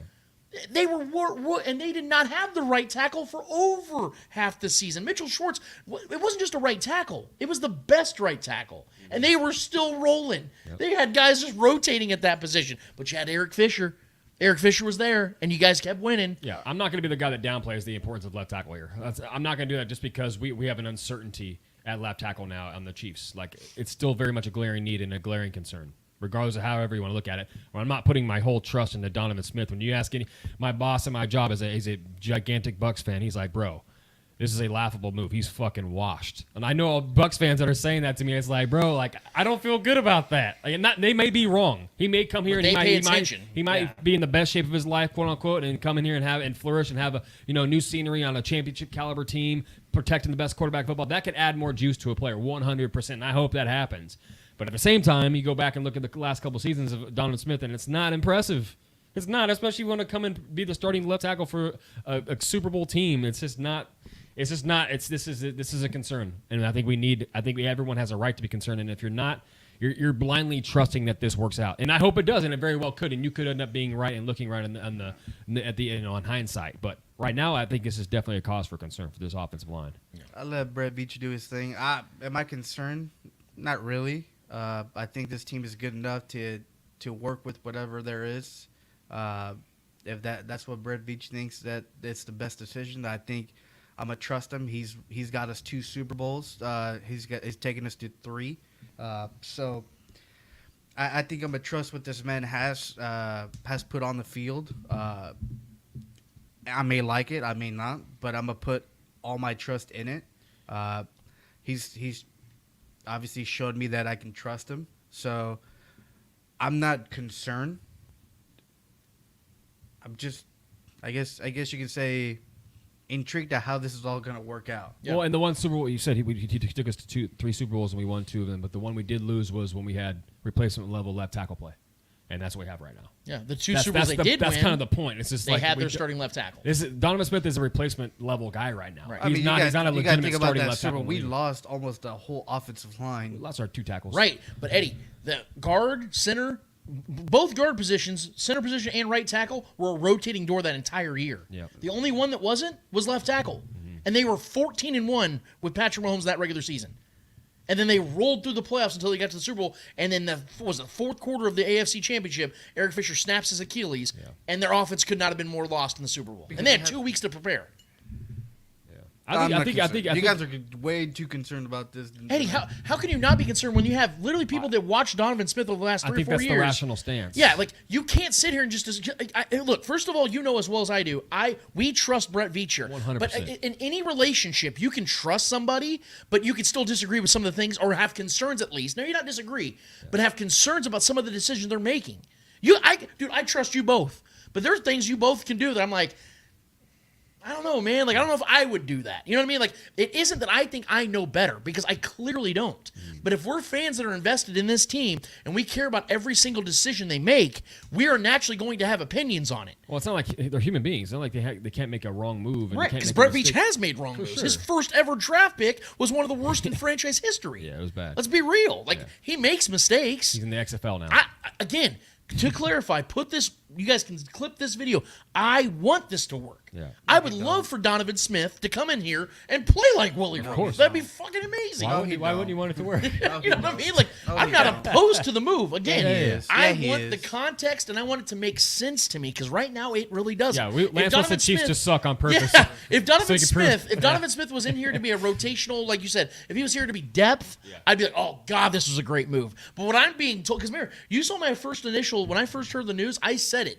This guy's a depth piece. Which that could still pan out. Sure, but when we're starting to hear stuff like, we're planning on him playing left tackle, I'm like, hold the fucking phone. Yeah. Just paid this dude $60 million. This dude is. And everyone was telling you he was the left tackle. Juwan Taylor was the left tackle. Yeah, that's why I'm concerned. I have every right to be concerned, because, like I said, this is a prove it thing, and it was a prove it thing 2 months ago when Juwan Taylor was supposed to be that guy, because we don't know what he is. Yeah. We do know what Donovan Smith is, what makes it even a greater concern, because at least we can say, hey, Juwan Taylor's got the potential to be really good. We know that Donovan Smith has been on a steady decline, and he was never a great player. It'd been one thing if he was like a top tier left tackle, but starting to slow down a little bit. I could be like, you know what? Maybe they can find something in this guy. Because to the credit of the Chiefs, Andy Reid knows offensive lines very well, and they have Andy Heck as the offensive lines coach, who's one of the best in the league. Right. So if there was anybody to get something out of Donovan Smith, it's going to be the Chiefs. The point, though, is his ceiling was never as high as people are pretending like it was. He was never an all-pro player. He was never one of the best left tackles in football. He was always just solid, like an Eric Fisher. He was like an Eric Fisher kind of player. So Eric Fisher. We won a Super Bowl with Eric Fisher. So if you bring in Eric Fisher, Eric Fisher wasn't on the decline. He was 27 years old. Eric Fisher was better, but Eric Fisher was 27 years old in the prime of his career. Yeah. Like that's different. And my point, though, is at his best, you can compare him to Eric Fisher, not Trent Williams, not Willie Roaf. We he won was a never Super in those Bowl with tiers. Eric Fisher. Again, that was Eric Fisher in his prime. You can win a Super Bowl with Donovan Smith in his prime. You know why? Because the Bucs literally did. That's my point. Like, he was 27 years old when they won the Super Bowl. So that's my point. Sign me up, baby. All right, so that's where we're going to leave that conversation. We could keep going about it, but I feel like I'm just going to be spinning my tires here, because I think Chiefs fans just think that I just hate every move we make. But what's funny is that during the season, when I'm sitting here praising and putting up stats, I have my rose-colored glasses on. I have this incredible way about me where I'm don't expect to win in the Twitter sphere at the same time. You can't win on Twitter, bro. It's amazing. I love it. I absolutely love it. Bring it on. And by the way, follow me on Twitter at Lance the Spoken. We have great conversation. Speaking of great conversation, I'm ready to move on to even greater conversation for our guy in the Eddie Hour, because I can't wait to hear what he has to say across the landscape, or what questions he has, rather, because I think there's a lot to discuss across the landscape outside of Chiefs football, which we like to take a little break out of and touch other areas of the sports world. Eddie, the floor is yours, man. What's in the Eddie Hour this week? Nuggets defeated the Suns in the playoffs. They took the victory. They took the dub. Your thoughts on that whole series? What does this mean for the Suns moving forward? I've read reports that they're going to actively shop Chris Paul this offseason. Your thoughts? They're going to actively shop him to who? Because his contract is too pricey. He's 38 years old and he's injury prone.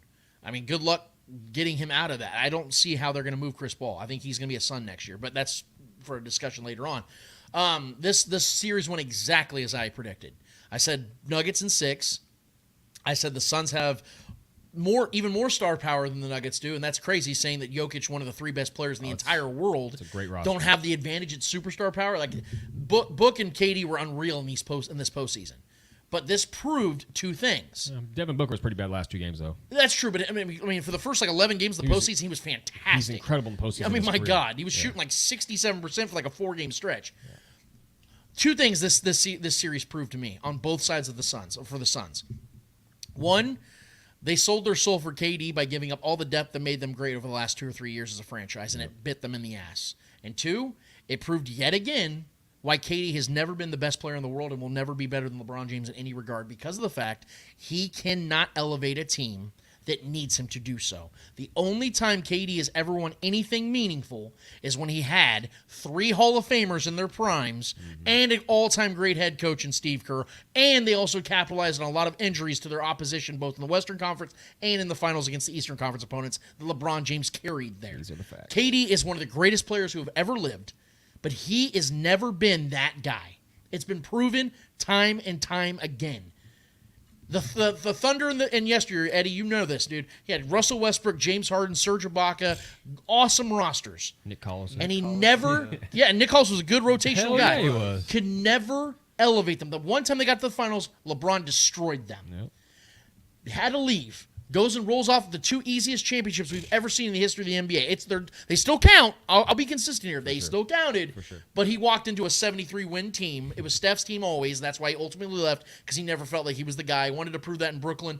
That obviously blew up in his face. Never worked out. Now goes to Phoenix. They trade away all their key pieces. And now he's going to sit on the couch and watch LeBron go to another finals. So that is what I found in this series to be so interesting and solidify some legacy stuff for KD. Always great, but never the greatest. Yeah, I mean, they're absolute Herculean, heroic performances in a couple of those games that the Suns pulled out when they were down in that series there between Book and KD. It was fun to watch. Those guys were absolutely balling. But it fell short because when it comes down to 2 guys trying to do everything, man, it's not going to work, especially against a well-coached, loaded roster with an MVP caliber player in Jokic, who is just absolutely dominant in this series. Let me just pull up his numbers real quick. The numbers that Jokic was putting up, so the last 5 games, 39 points, 16 rebounds, 5 assists on 56% shooting, 30 points, 17 rebounds, 17 assists on 58% shooting, 53 points, 4 rebounds, 11 assists on 66% shooting, 29 points, 13 rebounds, 12 assists on 60% shooting, 32 points, 10 rebounds, 12 assists on 72% shooting. Unreal. He's averaging 37, 12, and 11, Jokic, in the postseason. I mean, you're not going to win that in the long run when you got 2 guys trying to do everything. You know, and then the depth of the Nuggets as well with KCP having some big games rolling, hitting some big threes. Michael Porter Jr. having 3 really solid games. He had like a 6 3-point game where he had like 6 threes. I mean, that guy, they're rotational. And then you have Aaron Gordon, who's just kind of one of those glue guys that does a little bit of everything, really gets the hustle points, chases the rebounds. Is an aggressive guy. That roster is a solid roster. They've been a solid roster for a long time. And obviously, you got Jamal Murray, who's a legitimate scoring threat from anywhere on the floor. Yep. Just a gamer, a guy you love to have on your team. Kind of does everything. Gritty guy for a point guard. So I love that team. I love this Nuggets team. They're a 1 seed for a reason. But when it comes down to it, man, we got obviously a great series coming up. But in this series here alone, it really did come down to depth and the lack of. Just the lack of talent on that Suns team. Losing Bridges, which was a mistake because he did nothing but flourish in Brooklyn. The guy's a stud. Yep. Got that team to the playoffs. I know they got swept by a much better team in the Sixers, but got that team to the playoffs, dude. Like, he gave that team life immediately. Sure. So losing the depth like that, I mean, it just is what it is, man. The better team won. I'm surprised it went as far as it did. I felt like the Booker and KD did everything they could for the most part. Booker was he kind of looked like he was out of gas the last couple of games. Yeah. Couldn't really do much. And plus, I mean, that Nuggets team, they figure you out, man. That's a high IQ team. Sure. Jokic is an absolute leader. The guy knows how to get the best out of his teammates, and it's just a very rare skill set that he has, being the point guard center. That's a very rare thing that's tough to defend. When you have a guy that brings the ball up, a guy that facilitates and is so dominant in the paint and so crafty in the paint, that's a very rare thing. That's what makes this team so deadly for any team matchup wise. It's a tough matchup. But yeah, man, this is it was a fun series. The Suns did everything they could. Monty Williams is a hell of a coach. Chris Paul going down was a massive blow. That especially going against Jamal Murray. I think that was a good matchup for those two guys. But yeah, man, the better team won. It's pretty plain and simple. KD's legacy continues to take blows, if we're all being honest. Maybe arguably the greatest offensive player of all time, KD. Maybe the greatest as far as scoring from anywhere and however many ways he can do it, being as tall as he is and shooting as high as he does and being so deadly and so efficient at what he does, especially as a mid-range shooter and a three-point shooter, and just his craftiness. He's Dirk Nowitzki on steroids. The guy, and he's an underrated defender still, I think, throughout his career. The better team won. The Suns got some things to work out this offseason. KD's going to be another year older. Who knows if he's going to sustain another injury because he's had, multiple straight years with injuries that have kept him out of games. And he's a frail guy, always has been. So we'll see, man. Devin Booker is the truth, though. When it comes to postseason, the guy has been incredible in his postseason career. I think he deserves better. I don't like him very much as a person. He's kind of annoying, but I cannot deny game. The guy's game is incredible. The best mid-range shooter in the league. One of the deadliest scorers in the league. The fact that he got snubbed on the All-NBA team is tough to accept that for him, I'm sure. I liked this Suns team. I thought they would be an underdog, but the depth just wasn't there for them, and the better team won. Now we want to talk about Miami, obviously advancing as well. Thoughts on the whole series? I think what I was talking about. The Suns losing to the Nuggets like that proved to me two things. I think this Heat run is proving to me a couple of things as well. One is in the Heat, the other is in an area I'll talk about in a second. The first one is this is showing the greatness of both Eric Spoelstra, and how great of a coach he is, and how great Jimmy Butler is. How both of them are going to be in the Pro Basketball Hall of Fame. They're going to 100% be. This team has no business being here. None whatsoever. They were already one of the least talented teams in the entire playoffs. They were literally a play-in team, right? We knew why the Lakers were because they had a slow start to their season. They had to trade Russell Westbrook. I'm sure we'll talk about that in a second. But the Heat had pretty much the same team all year. And they are in the Eastern Conference Finals. That is losing Tyler Hero, their best shooter. Yeah, and Oladipo in the playoffs. Crazy, dude. Two of your best, most talented players. And you're in the Eastern Conference Finals. And it wasn't like they had these destroy game sevens, blowing, trading blows. Grinders. No, they lost 3 games in 2 series. And one of those series was against the number 1 seed against the best player in the world. Crazy. And the Bucks had the home court, obviously. And they won that in 5. Knicks, tough, gritty defense, beat them in 6. The Heat, I'm just telling you guys right now, I don't know if I'm going to pick them in the Eastern Conference Finals, but I'm tired of disrespecting this team. I disrespected them. I said they were going to get swept by the Bucks. Could not have been more wrong. It depends on who they're playing. I said the Knicks were going to win this series. Could not have been more wrong. Yep. I'm tired of disrespecting this Heat team. They have proven that they are the grittiest. Remember I said last week, I think you said the Heat were the most impressive team. I said the Nuggets. But I'm starting to lean more on Trevor's side than even the Nuggets. Because at least the Nuggets had expectations. They're the 1 seed. The Heat best record in the NBA. All year long had 0 expectations. No one had them in the Eastern Conference Finals. No one. Yeah. But it's because of 2 men that made this happen. That the reason they're here. The other thing it proved to me is the fact that people need to stop with the bubble bullshit. Got to stop.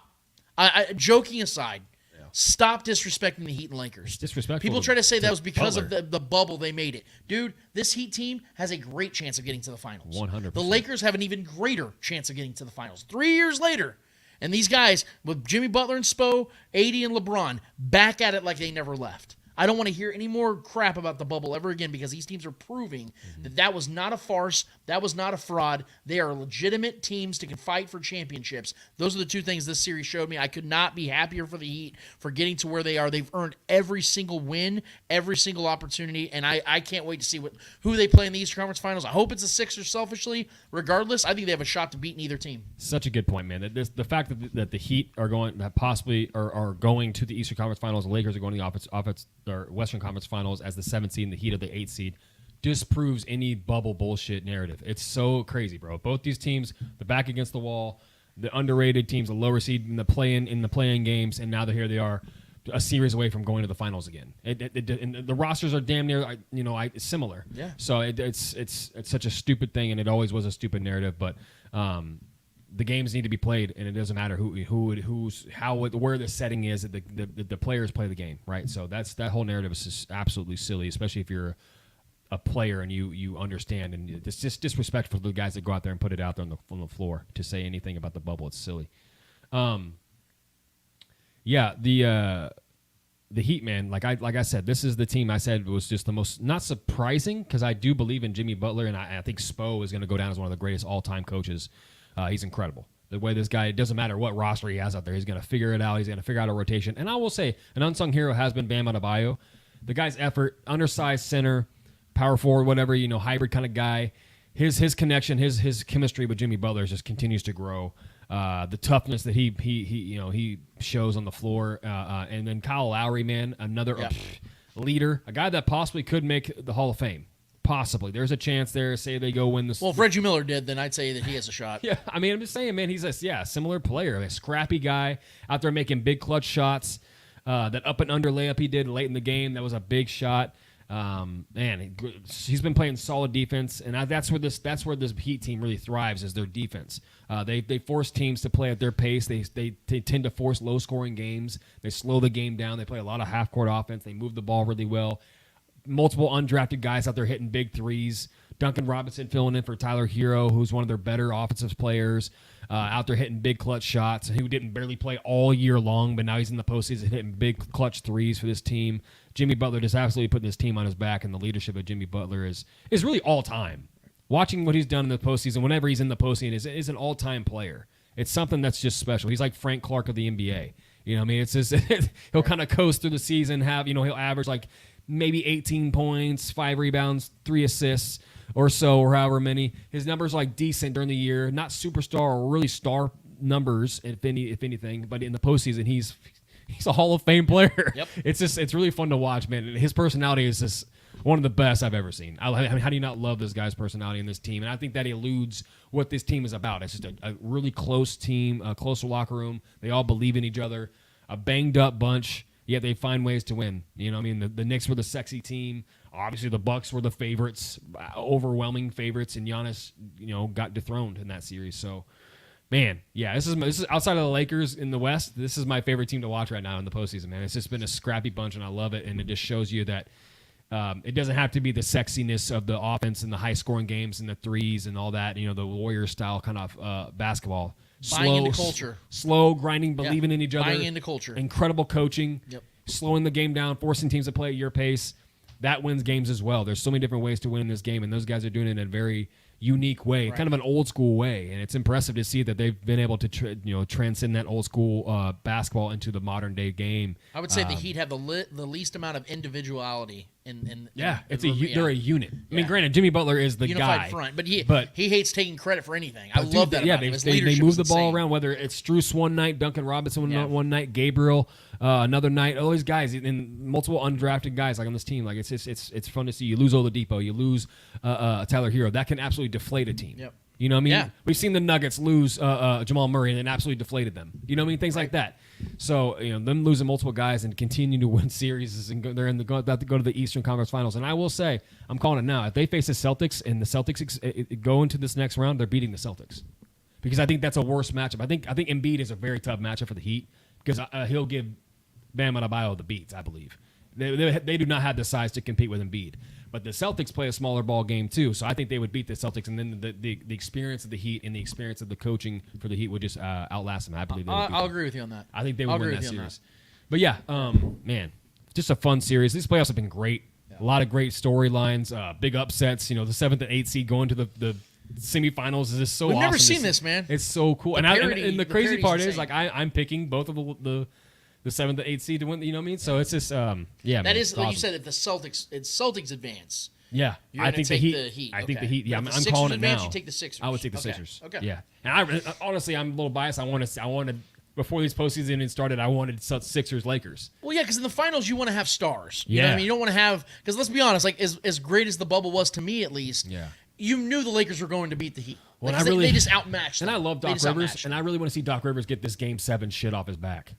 Because he struggled so bad in Game 7. Bad. In elimination games, I think his career 9 for 16. It's horrible. It's worse than that. I think now. No, he's lost 9 of 16. Oh, 9 of, I think it's like overall it's like 15 and 35. Yeah. It's bad. He's a great coach. I know. It's a bad weird juju on his career. But he does have the coaching advantage against Missoula. And I like Missoula. But let's be real. He's a rookie head coach who's like 34 years old. And we just need Joel Embiid to be that guy tonight. Yeah. Today. 2:30 the game's it's tomorrow. Is it tomorrow? Tomorrow. Is it tomorrow Sunday? He needs to have like one of those like 34 and 13 kind of games. Yeah, man. Yeah, so I really want the Sixers to win that series. But either way, man, this has been a fun ride, fun games to watch. I've been enjoying all of it. I've been betting on all of it. And, yeah, it's been a fun ride, man. The Heat are a legit threat to a title this year for sure.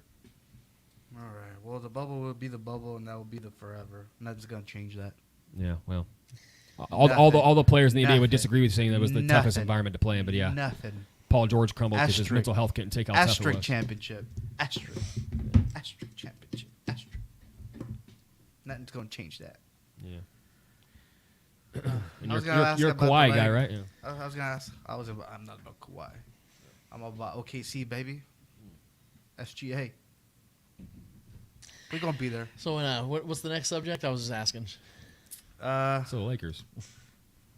Oh, fuck. I don't have a Lakers question. I mean, do we need to have a question? We all know what just happened last night. It got quiet, when it came to the whole Lakers playoff run. I remember hearing all these experts talking about that. Yeah. Stan, where you at? It's weird how where that Stan? works, Who's Stan? Oh. It's weird how that works. Yeah. If go ahead. We'll talk about this. Let's do it. Yeah. I was going to ask who's going to win 76ers or Celtics. All right. Okay. Man, I want to pick the Sixers so bad. I did pick the Celtics in 7. Okay. Because of the fact that when the Celtics are playing their best, they are better than the Sixers. The problem, though, is we never know what Celtics team is showing up. I mean, even in that Game 6 win, Jason Tatum had by far his worst half of his career. That's what makes that loss that much worse. Yeah, and then all of a sudden he just catches fire in the Sixers. Sixers had like 89 points or 86 points for the game. 16 points in the fourth. I mean, my God, it was abysmal. I think that game, no disrespect to the Celtics, but I think that game had more to do with the Sixers than the Celtics. They laid down. Yep. And I have to believe that the Sixers are going to come in and play a much better game. The problem is, again, it is in Boston, and the Celtics do play pretty damn well in Boston. Having said that also, the Celtics I think they have 3 or 4 losses in the postseason at home. Yep. And I'm not counting on the internal fortitude of just Jason Tatum. Man. I want to stay with my pick though. I'm gonna say the Celtics. I really hope the Sixers win. They're the better team. I hope the Sixers win, but I'm gonna stick with my pick. I'll have integrity and say the Celtics in 7. I'm picking the Sixers. I think this is the moment. This is the moment for Joel Embiid, man. He's the MVP of the league this year. This is his year. Yeah. This is his moment to go out there and absolutely just dominate. Who's your competition? Robert Williams?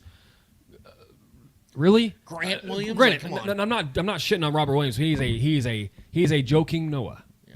You know what I mean? He's a role player. Yeah. Yes.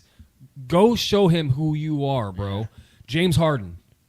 He's gonna have to have a game as well. Both those guys are going to have to go out there and just lay it all out there. And we've seen James Harden real quick. The good thing about this, though, is that James Harden, game 1 without Joel Embiid, went and dropped a 40-burger in Boston. That's what makes this so hard, and that's what makes this last loss. So it really is going to come down to how they respond to losing. And they had no reason to lose that game this last game. They should have won it. They should have ended the series in Philly. And now they got to go to one of the toughest places to play in the NBA. That's going to be a raucous crowd, man, but I need Joel Embiid to go out there and give me that moment. This is a legacy game for him, man. This is an MVP year. Can he go out there? Can he reach, the Eastern Conference Finals and have a chance at going to get a championship? I'm picking Philly. I do think that these rosters are damn near pretty close, but obviously the Celtics have more depth. Yeah. With Brogdon coming off the bench, guys like that. White is a solid rotational guy as well. But I think the coaching advantage is on Philly, and I think the stardom is still on Philly. You got Joel Embiid and James Harden. Those are still bigger stars in my mind overall throughout the. I mean, Jason Tatum is probably the bigger star now than James Harden is. But we've also seen Jason Tatum crumble. He was horrible last game until the last several minutes of that game. If he starts slow, take advantage of that. This is a moment for Joel Embiid, and I got to see it. I'm just going to blindly believe that he's going to go out there and do it and seize that moment.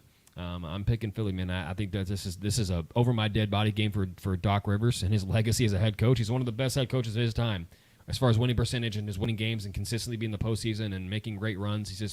He's fallen flat when it mattered the most, and that's a problem. And I know that digs in him deep. Yeah. And I know this is going to dig in Joel deep. So if there's ever a game to get motivated, and Joel may never be back here again in this situation, especially as the MVP of the league. So this is his moment, man. This is a legacy game for him in his career, and I know he's a guy that takes pride in his game. If he goes out there and just has a dominant game, I believe Philly wins this one. All right, let's talk Lakers Warriors, and then we'll talk Lakers Nuggets. Okay. So I told you that I said the Nuggets were going to beat the Suns in 6. I predicted that correctly. The Suns or the Lakers 2 series I've been 100% correct on with the game 6 or winning in 6.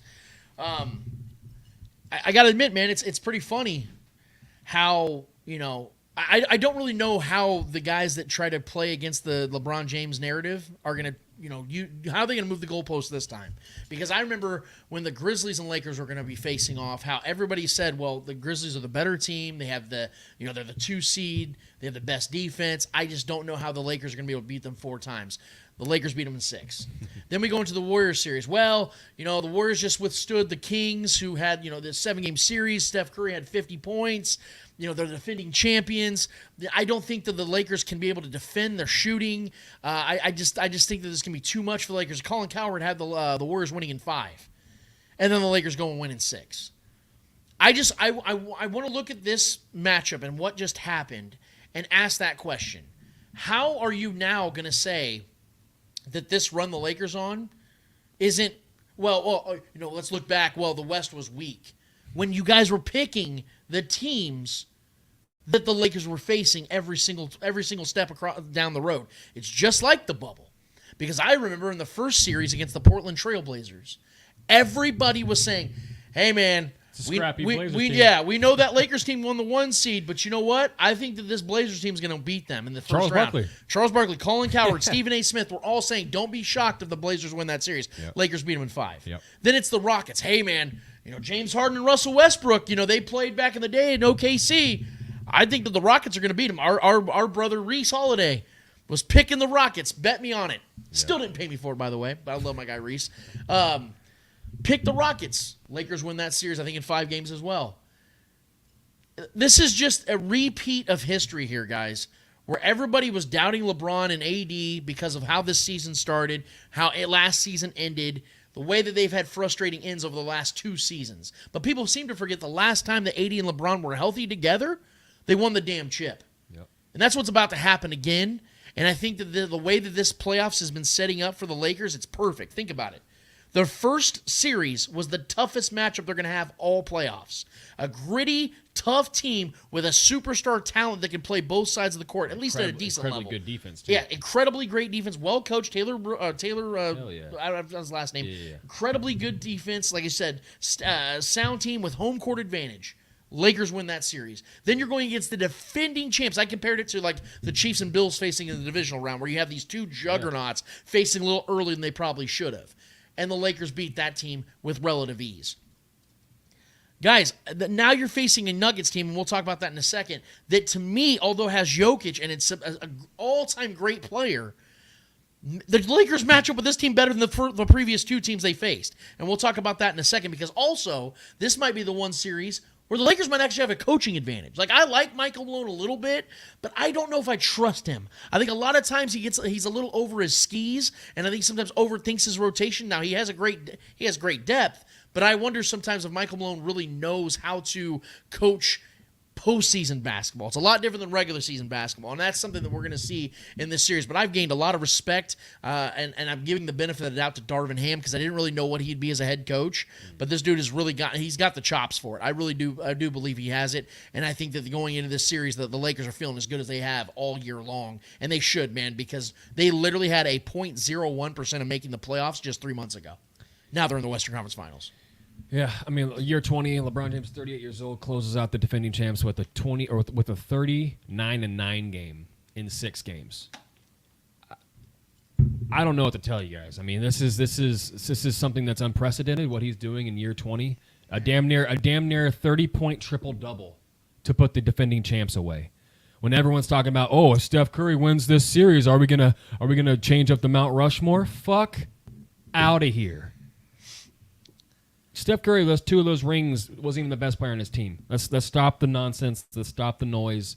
I'm not taking anything away from Steph Curry. He's absolutely incredible. He took my Kings 7 games and put my boys down. Didn't he also give up a 3-1 series lead with a 73 win he team did. in the finals? He did. He sure did. You know what I mean? And then that's why they had to go get KD, the better player, for those next 2 rings. It is what it is. And kudos. They won rings. Congratulations. That's what you got to do to put LeBron James away. You got to stack the deck. I get it.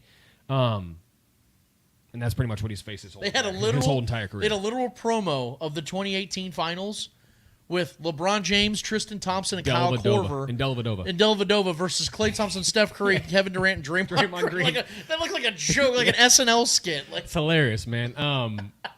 The Lakers. I mean, listen, this is they've been the best team in the NBA since the trade deadline. That's not a speculation. That's a fact. LeBron James has played like LeBron James. He had a vintage LeBron James game last night to put that team away.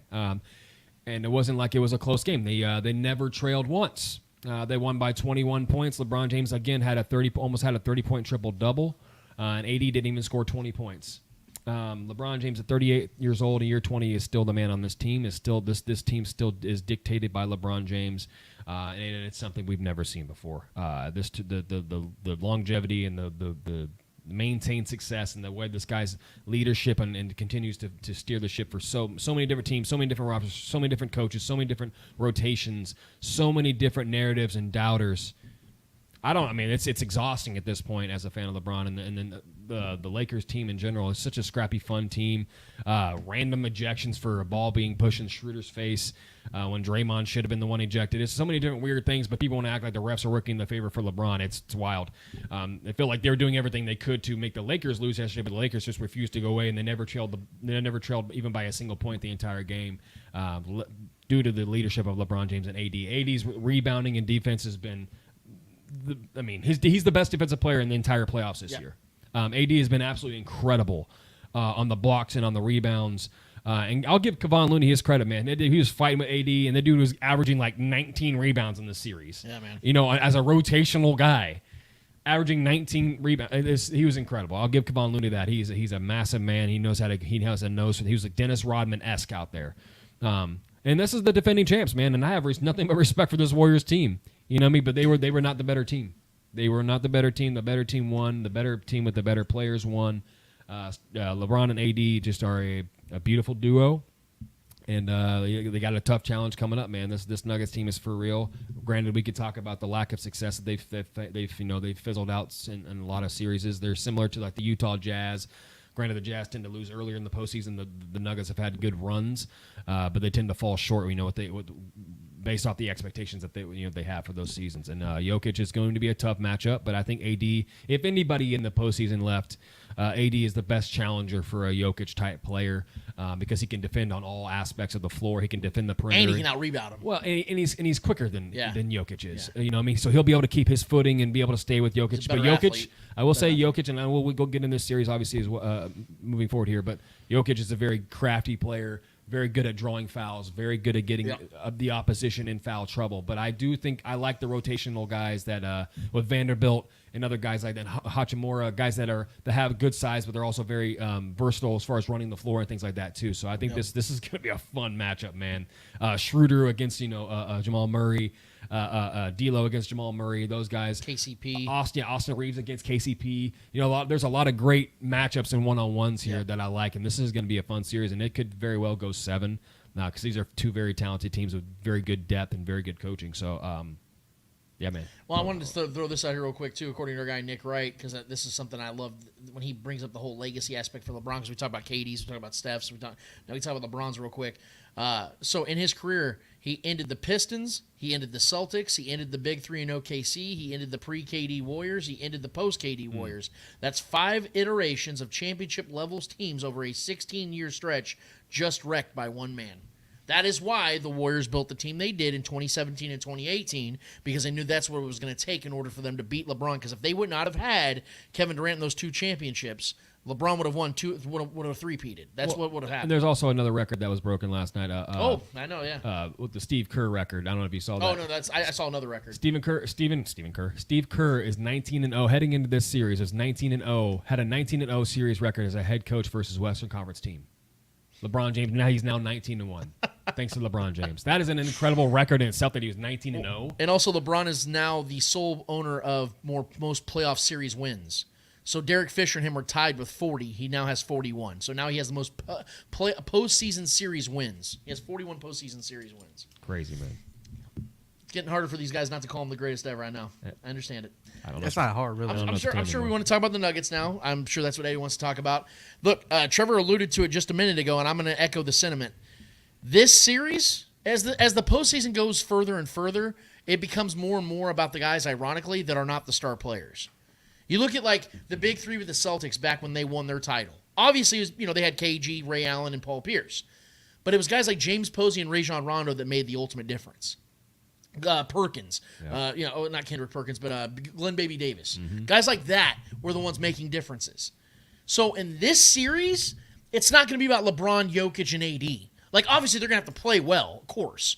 But you expect them to. Like, Jokic is going to average at least 26, 27 points, 10 rebounds, and probably 8 assists. He's going to do his thing because he's one of the greatest players in the world. Yep. LeBron, he's probably going to average at least 25, 7 and 7. AD will probably average like 24, 25, 10 and 5, or 3 blocks or whatever. That's not so. Those are going to be a wash.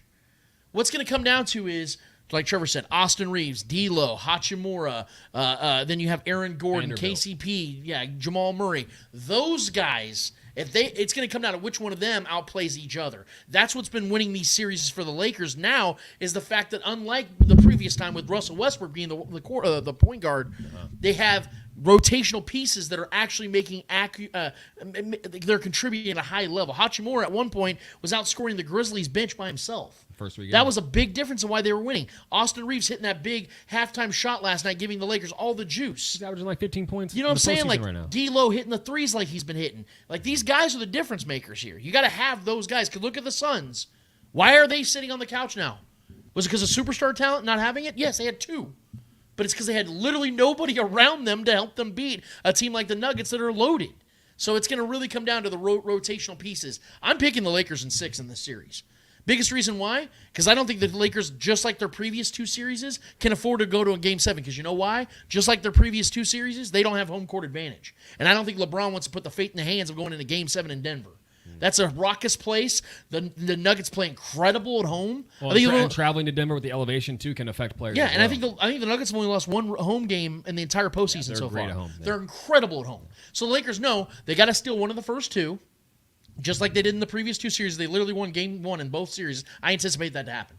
I think they're going to go to Denver and win Game 1, and then they're going to pack up shop like they did.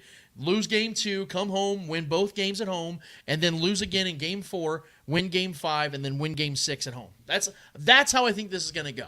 And I picked this very confidently because, like I said, their 2 toughest challenges were the previous 2 series. Now that they've gotten past those 2 teams that were matchup nightmares in some regard for the Lakers, now they're going against a team that, although has, again, probably the best player in the series, in Jokic, the Lakers have 2 prolific star players to their 1. Jamal Murray is good, but he's not a star player. Yeah. He's a really good player. I think that's going to be the wash. The others on both sides, I anticipate Hachimura is going to shoot well. Austin Reeves is going to shoot well. D'Lo is going to shoot well. Their situational defense is going to lock down the rest of the guys, forcing Jokic to basically be the entire offense. That's going to be the difference in the series. Lakers in 6. I'm picking Lakers in 5. Woo! Okay. Listen, matchups make fights. I understand Jokic is great. I understand Jamal Murray is a stud, and he has big games at times, really big games at times. But what we just saw the Lakers do against Steph Curry, obviously Steph Curry had his games as well, put up his points, but they're not going to face anything remotely close to what Steph Curry and Klay Thompson are on the perimeter in this game. And the defense of the Lakers is very good on the perimeter, but they're even better on the inside when AD is on his game. And the Nuggets like to thrive. The Nuggets don't thrive. Granted, I know KCP and I know Michael Porter Jr. had their games when they go off from the three-point range, but they're not Steph Curry. They're not Klay Thompson. The defense of this Lakers is still somehow underrated. It's outside of maybe the Heat, they're probably the best defensive unit that's still in the postseason right now. I truly believe that. This defense, like I said, the rotational guys at Vanderbilt, even Austin Reeves' defensive on the perimeter has been incredible. His footwork and his movement. D'Lo has been an underrated defender, honestly, at times in this game and in this postseason. He's had some good big-time steals, and he's more of an offensive guy, but just the rotational guys. Like I said, Vanderbilt. I think Vanderbilt's going to play a much bigger role in this series. I think he plays because he can match up well with Michael Porter Jr. At the perimeter, and he can play inside as well with AD. And this is not a big team. The Nuggets are not a big team, right? Their game goes through half court offense, get the ball to Jokic, let him figure it out, facilitate. Yeah. I think AD is going to counter that really, really well, and they are not going to have an answer for LeBron James. Who is guarding LeBron James in this series? Michael Porter Jr.? Aaron Gordon? No freaking way. Aaron Gordon's going to lock up LeBron James. 36-year-old Jeff Green? This is what I'm saying. Who is going to guard LeBron James? Right. Who is going to guard AD? Right. Who defensively? Jokic is going to guard AD. And not to take away from your point here, but this is why I always said that I think guys like Joel Embiid and Giannis are better than Jokic, because as great as Jokic is offensively, I just think he's so not a good defensive player. But I think that his offensive game, he's going to get his numbers in this series, no doubt. But I think AD, this is a career defining moment for AD right here as well. We talking about Embiid and his career defining moment. This is a huge opportunity for AD to overcome a multi-time MVP in Jokic, coming into the 1 seed of the West. But I believe matchups makes fights, man. And like I said, it's not a speculation. It's not an emotional take. The Lakers have been the best team in the entire league since the trade deadline, defensively. And LeBron James has just been you're going to see it. Lonnie Walker coming out and being an impactful player against the defending champs, out there putting it on Curry, putting him on skates. Austin Reeves putting Curry on skates and finishing with the and-one in this last game. Listen, man, there's an aura around, and I'm not a spiritual person, but there is an aura around this team, this Lakers team. They're different, man. And I love what Coach has been preaching to them about staying humble. It's keeping this team even-keeled. It's keeping this team locked in, really. Yeah. And then defensively, man, this is a special unit right now. Real quick, 7 games against the Kings, the Warriors, they were held under 105 points one time. Yeah. In 6 games against the Lakers, they were held under 105 points 3 times. Well, comparing the Kings' defense to the Lakers' you know what I'm saying, though? Fair, what I'm saying, though, is that is literally 3 times as many games they held the Warriors to under 105. Yeah. That was the difference in that series as to why they beat the Warriors and the Kings didn't. Yeah, I just and listen, we have reasons to doubt the Nuggets finishing, right? They've yet to make the finals. They've yet to get over that hump. And do I really think the time to get over the hump is against AD and LeBron James? Well, the only 2 guys I don't. The only 2 guys on their roster that have any playoff success are Jeff Green and KCP. And who do they have that success with?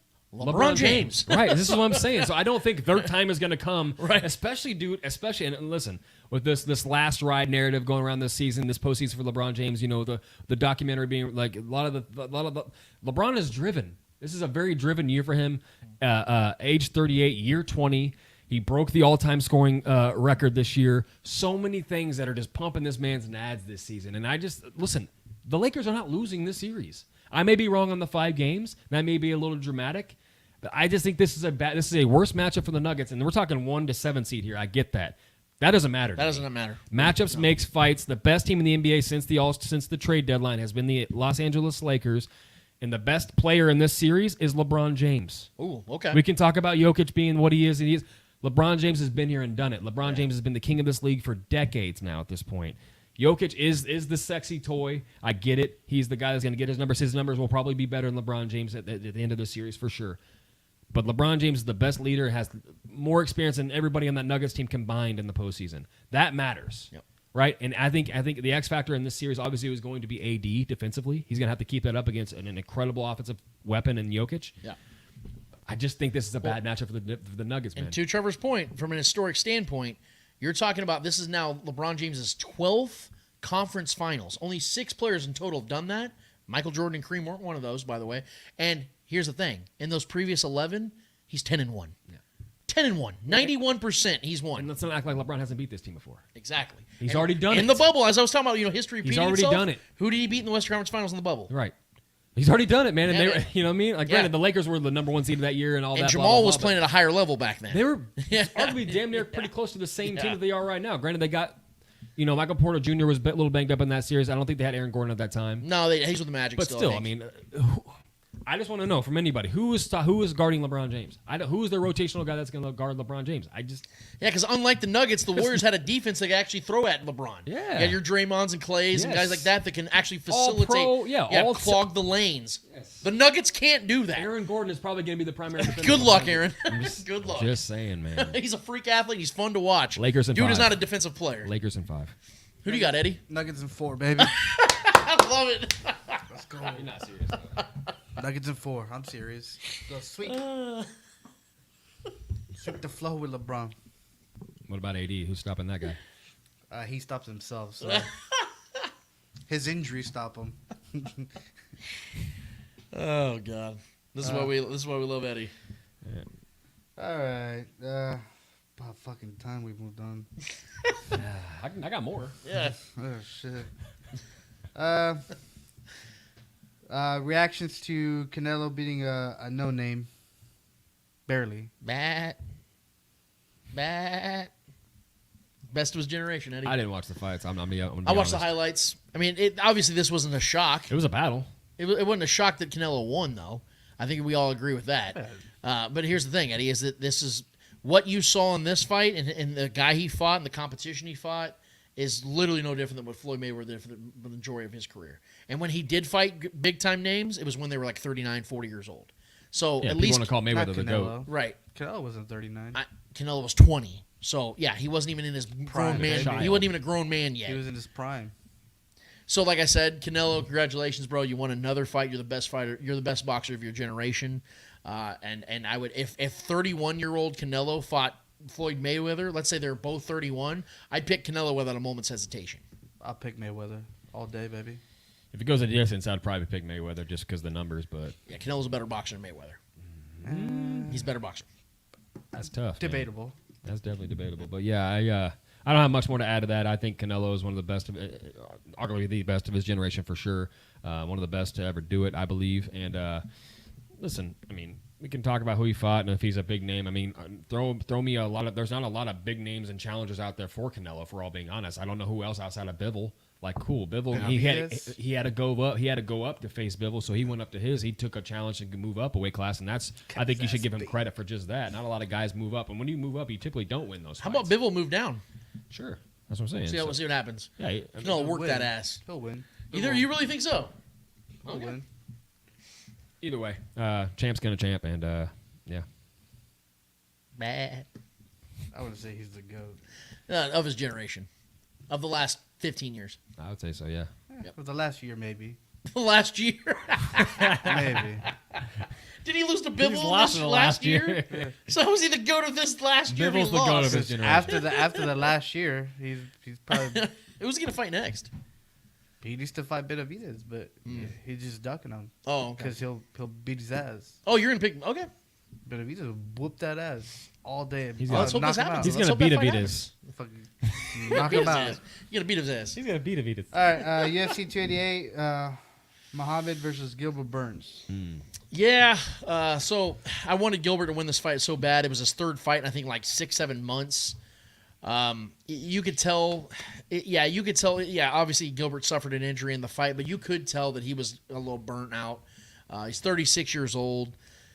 3 fights in that short amount of time, even though he whooped Masvidal just a month ago. Yeah. Even though he did that, you could tell that the toll was starting to be there. And Muhammad, dude, Bilal is such a weird fighter because he's constantly moving. He's going from southpaw to regular constantly. He always keeps you in front of him. Yeah, you can't avoid him. And I got to give him tons of credit. I picked Burns in this fight, but Bilal was just surgical. Like Trevor said, he was surgical. He was precise. He was efficient.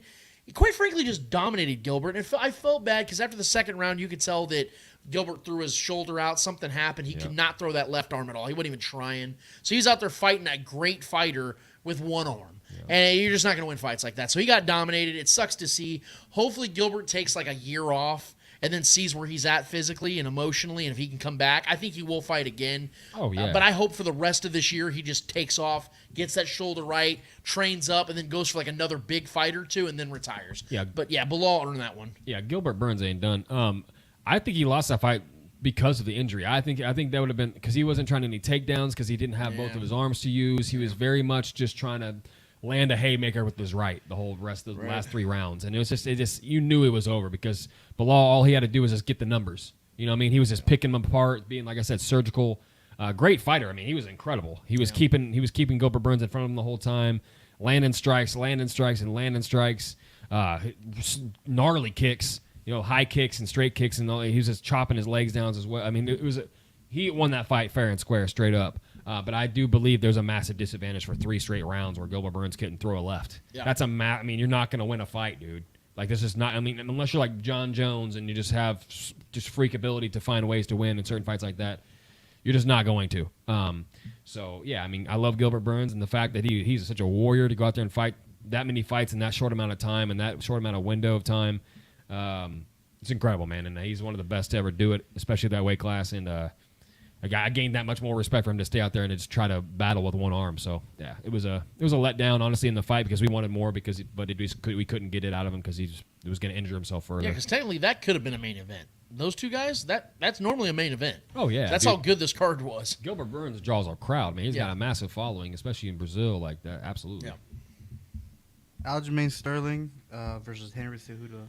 Guys, this is exactly how I saw it going. Yep. I said it from the very beginning when we were on the show last week. I said, if Aljamain wants to win this fight, which I very much was confident he was going to, you make it boring, you go the distance, you make Cejudo fight your game.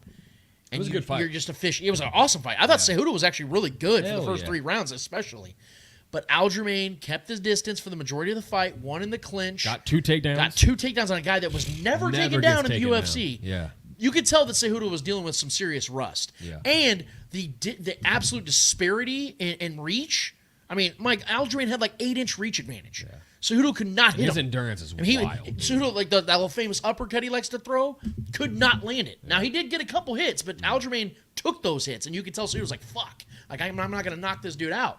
So, Aljamain was very surgical in his approach, did what champions do, and that is outlast your opponent, score points, get takedowns, survive the match, and make your opponent look desperate. And Cejudo started looking a little desperate at the end, started getting winded, and he won that fight, fair and square. And what I will add is I absolutely love the fact that my guy, Sugar Sean, got called out. Because then, dude, we've been waiting forever for him to get a title shot. After winning that fight against Peter Yan, albeit was controversial, but did win. Yeah. After that, I was like, he's got to get a title shot. That was almost a damn year ago, it feels like. This dude's finally getting his shot. Aljamain called him out, pulled him up to the octagon. What do you call it, pussy? Yeah, he was calling everything. Expected Sugar Sean to Sugar Sean goes in there, takes his jacket off, was ready to go. Like, I believe Sugar would have thrown hands right then and there if he wanted. Sean looks good, it wasn't a show for him. He wanted to fight. He looks good. He looks bulky. Like, he's putting on some size. I'm going to call it now.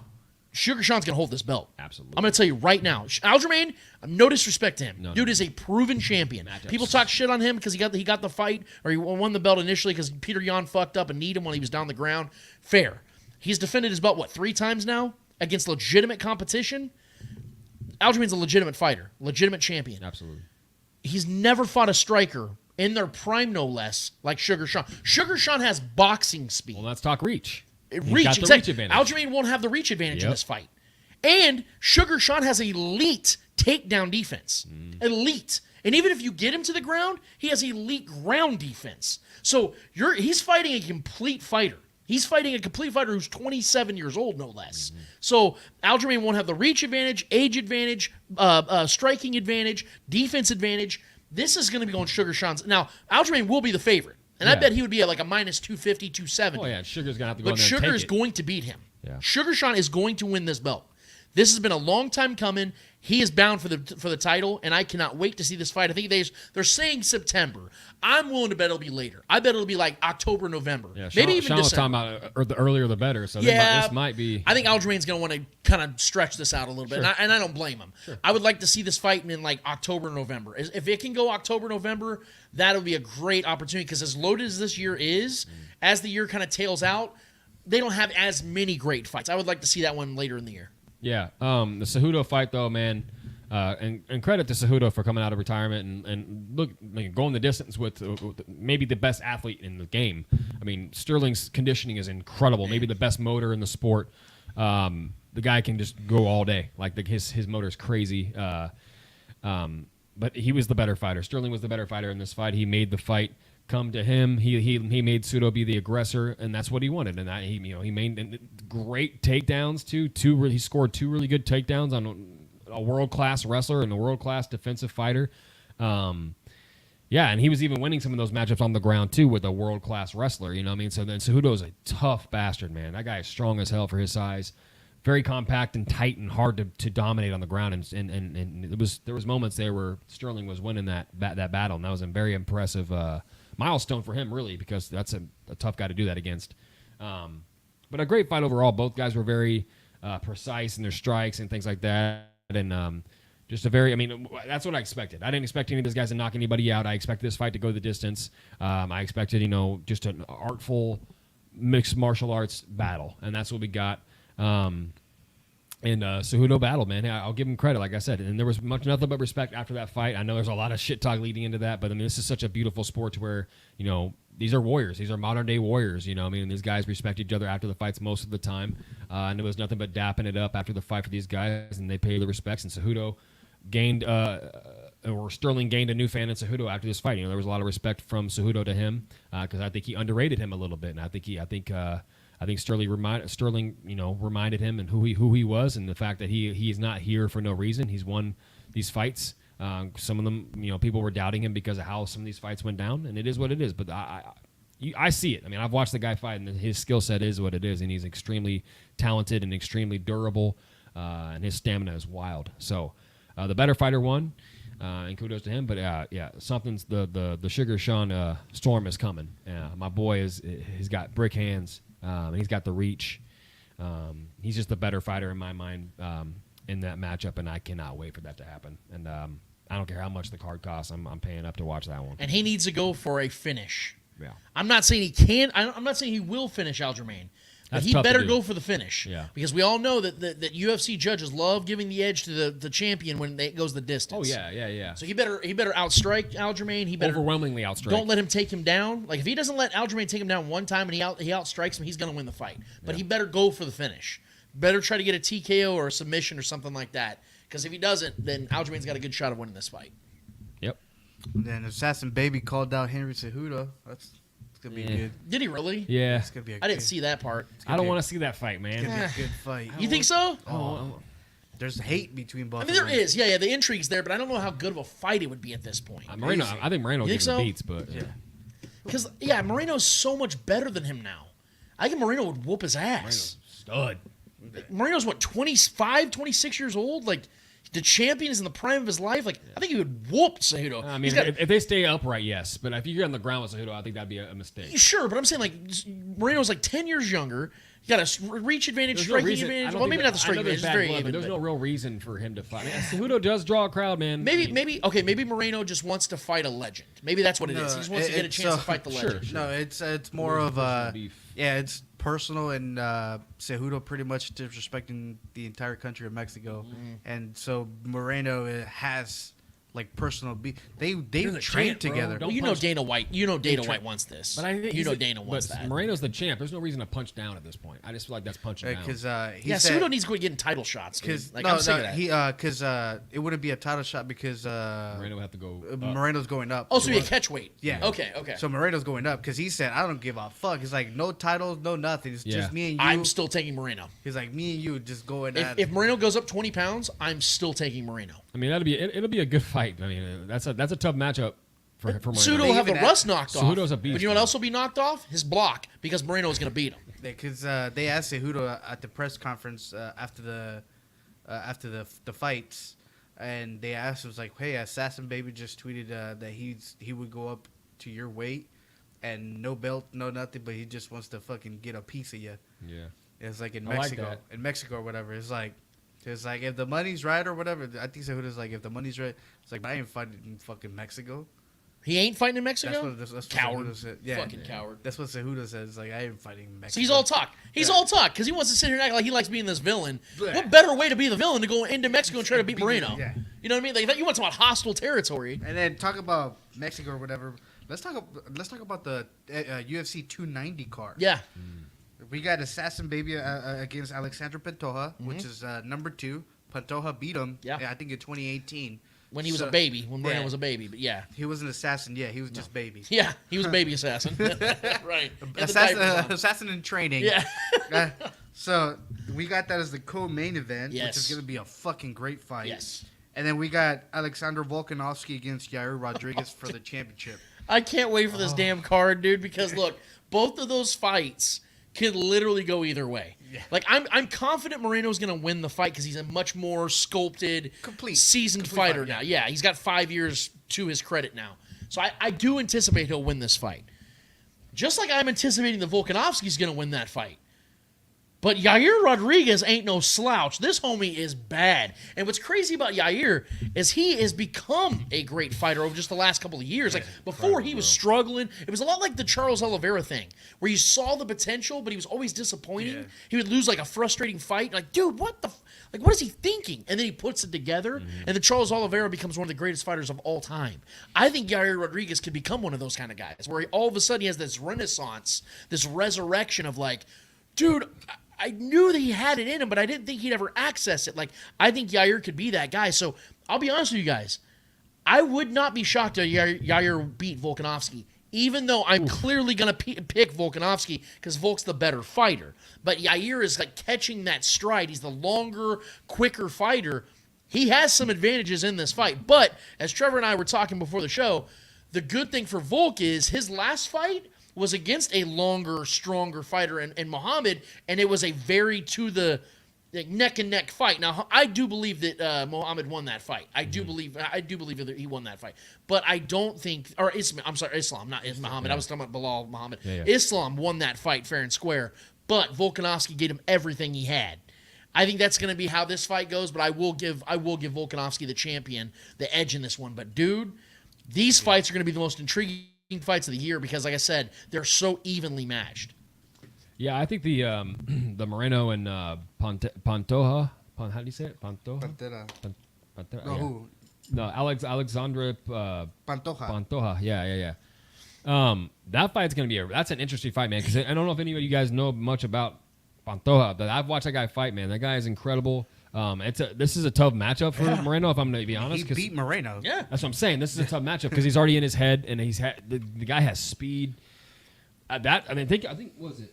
Moreno's only at minus 190. That's pretty much a catch. Or yeah, a pick 'em. and Pantoja is plus 160, so it is damn near pretty close to a pick'em, and I think for good reason, man. This is for the belt, right? This is a big matchup for him, and then this is obviously.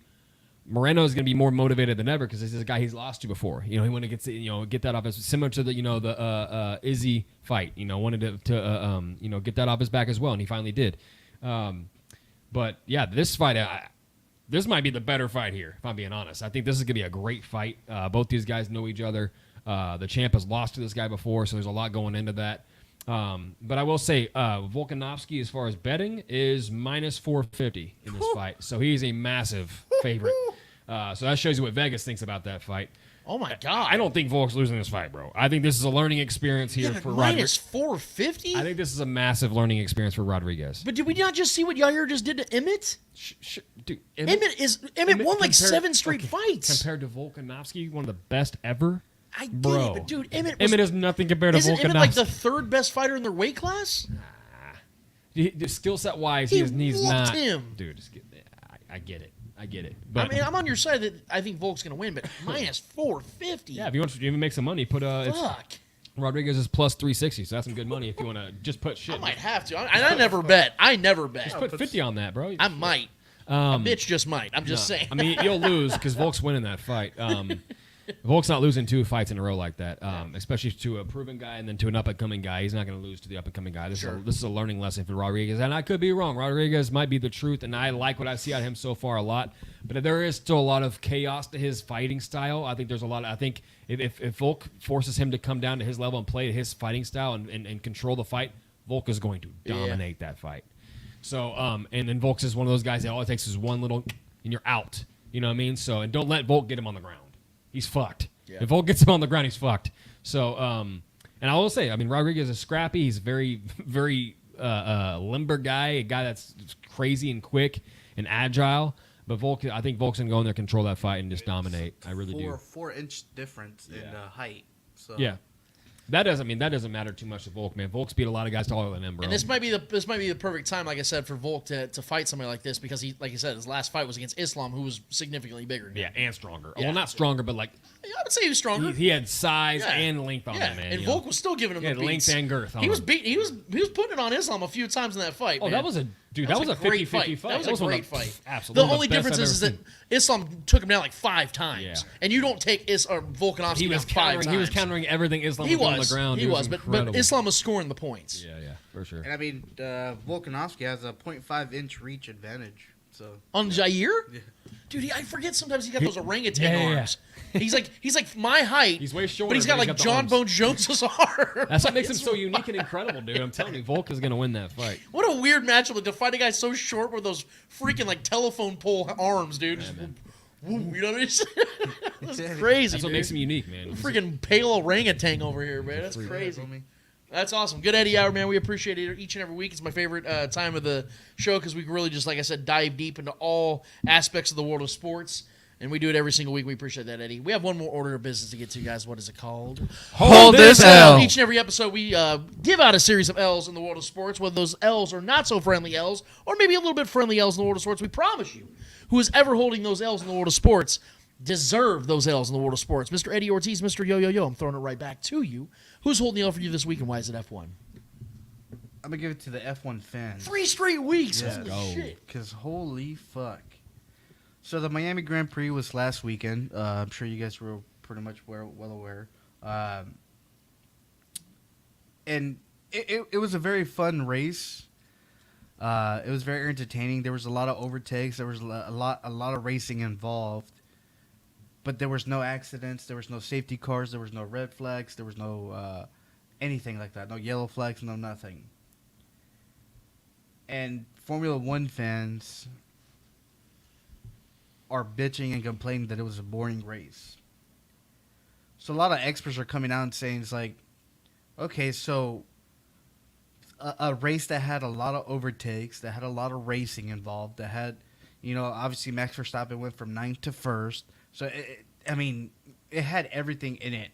And you're bitching and complaining because it was boring? So like I said, a lot of experts are like questioning, like, as to what's entertaining. Yeah. People getting injured, dying, potentially ending their careers. Don't make them answer that. Don't make them answer that because they'll give you an answer you don't want. It's like, what? Like, so you can't watch Formula One unless there's accidents? Is it turning into hockey? Like, or you only want to see the fights? That's kind of human nature, man. We need drama. Like there was plenty of drama. It was great racing. It was good racing. A lot of overtakes. We need death, though. We need death and violence. You know what I mean? Which to me is crazy. It needs to turn it into Twisted Metal. Yeah, I enjoyed the race. Obviously, I didn't get to watch it live, but I actually went back and watched it because I was at NASCAR watching another race. You had yourself a busy day there, bud. But I got home. I ended up watching the whole race, and I enjoyed it. Even though I already knew the result, I enjoyed that race. There was a lot of overtakes. It was just fun. It was fun entertainment. So I don't know, and I don't understand where these fans are coming from that it was a boring race. I just don't know what they expect. I don't know what they...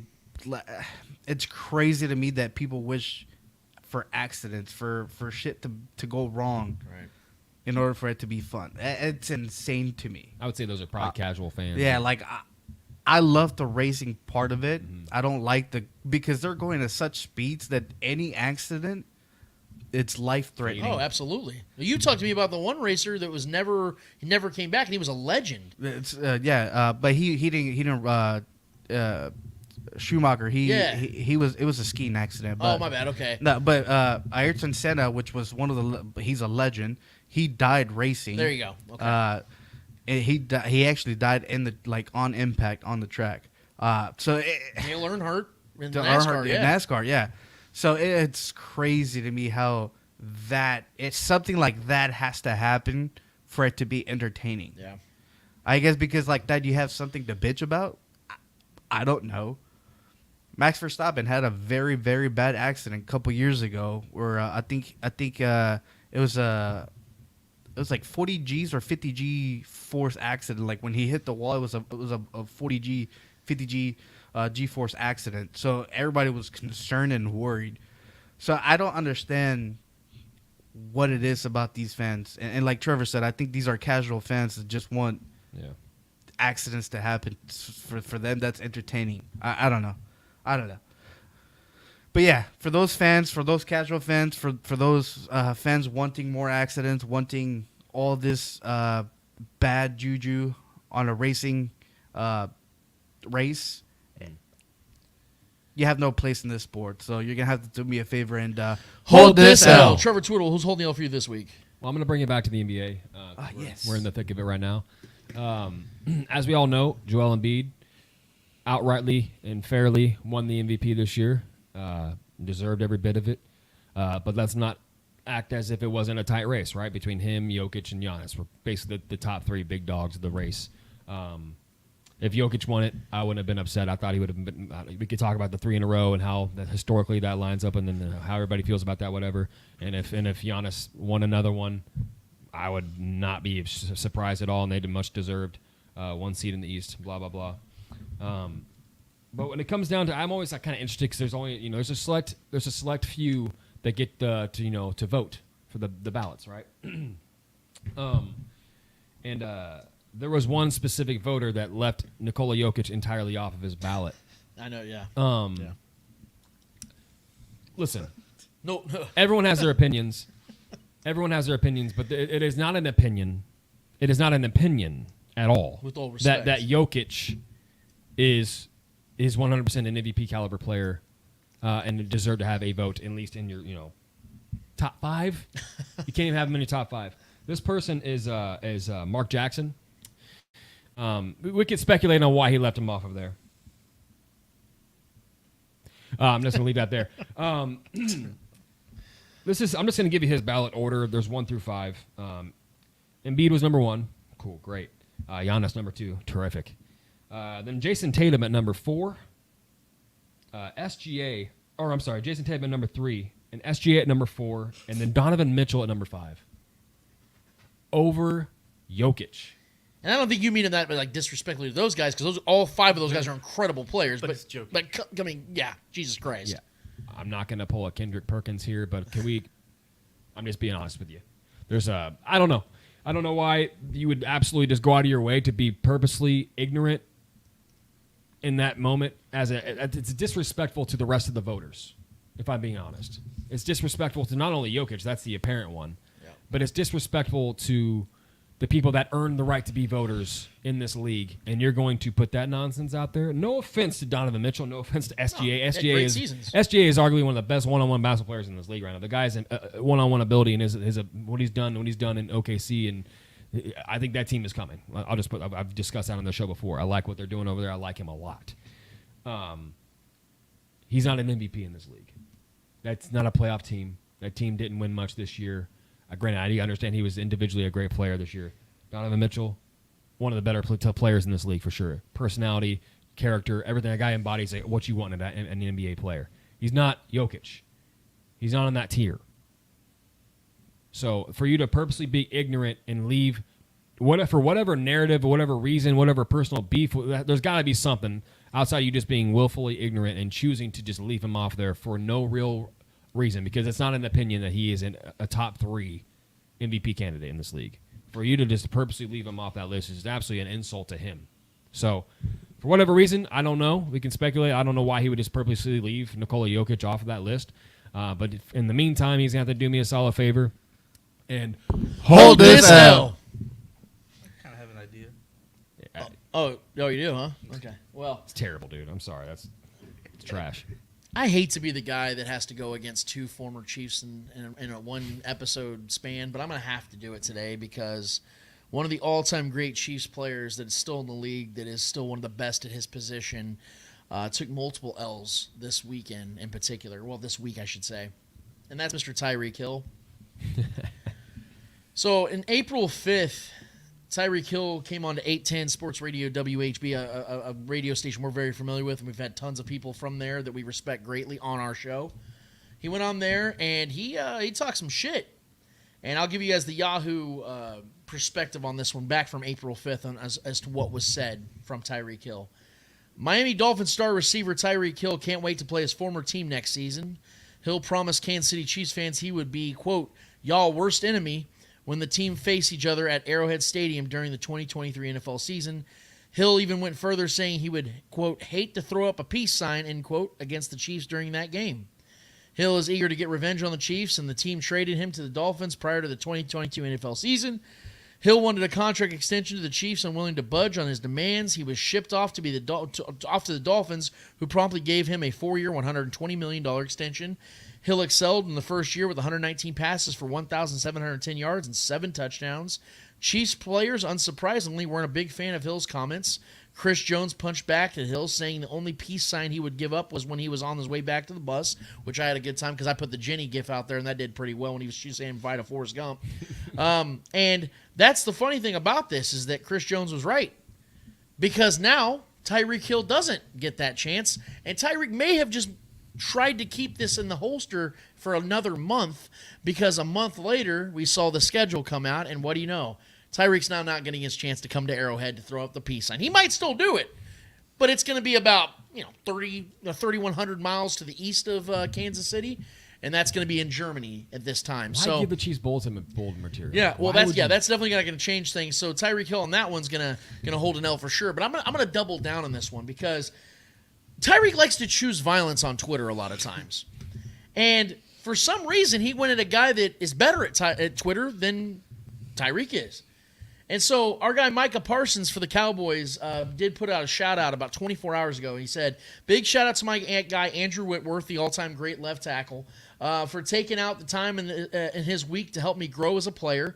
We will only grow from those that have accomplished what we seek, #legend. And he has a picture of Micah and Andrew Whitworth clearly in a gym setting, just talking and discussing stuff, and they got a cool little candid picture of those two. And then Tyreek Hill decided to take a little shot at Micah Parsons. I'm sure they're friends. I'm sure they're buddies, so they're just playing around. They're trading barbs. But Tyreek Hill said, so now you a motivational speaker? I'm confused. And Micah Parsons quote tweeted him and said, yeah, with a bunch of laughing faces. Keep up with them Twitter fingers. Only person only person will pay is Tua. I'll see you on Christmas Eve. There are only going to be one Grinch who stole Christmas. And Tyreek said, oh, how did he say it? Because I gotta make sure I deliver this correctly, because this was one of the best Twitter exchanges that I've seen in a while. So Micah Parsons and him said, oh yeah. So Tyreek Hill came back at him, was saying, now you angry because you dress like Method Man. Now that's hilarious because it's accurate and it's a great comeback. So you think, oh, Tyreek got the upper hand, he's gonna win this exchange, until Micah Parsons absolutely put a toe tag on our guy Tyreek Cheetah Hill. He said, quote, Cheetah just mad. Kansas City is thriving without him, and he is trying to bring Cowboys Nation down with him. He never been the same since he's been in Miami. He's starting losing his mind. Maybe it's the heat. Put him in the coffin. Put him in the coffin, Micah Parsons. Look, I love my guy Tyreek. I will forever love Tyreek. I hope that one day before he's done, he can return to Kansas City for like a 1-year deal. Please. I would love it. He's 100% the best. Yeah, he's 100% the best receiver, the best receiver the Chiefs have ever had, maybe ever will. But the point is, on this day, he took multiple L's. Well, this week he took multiple L's, from a scheduling conflict to Michael Parsons absolutely choke slamming him into the coffin. And unlike The Undertaker, he ain't getting up from this one, because he absolutely even admitted the defeat in this conversation he had with Mr. Michael Parsons on Twitter. So for multiple reasons, my guy Tyreek Hill, do me a solid and hold this L. Awesome. Just awesome. I'm sick of the offseason, though, guys. I want football to be back. I miss it. I think we all are starting to miss it a little bit, because now that the NBA playoffs are tiding us over a little bit, I'm still enjoying that, obviously.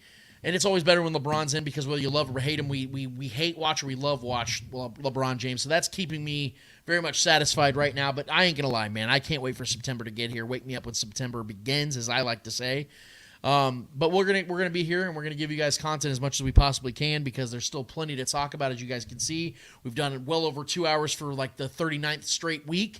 So we appreciate your guys' time and dedicating it to us, because we try to dedicate as much to you guys as possible, and we will continue to do so. And again, as I said at the top, I'll say at the bottom, If you've not subscribed to our YouTube channel, please go and do that. Subscribe, hit the notification, so every time we go live, you're getting alerted on that. And also, most importantly, hit us up in the chat. Let us know what you guys want to talk about, what we're talking about. If you have a take or a thought or an opinion on what we're discussing, please let us know, man. We want to be as interactive as we possibly can be during the live show, if not right afterwards. But we do appreciate you guys, and we want to thank you so much for all the support we've already gotten.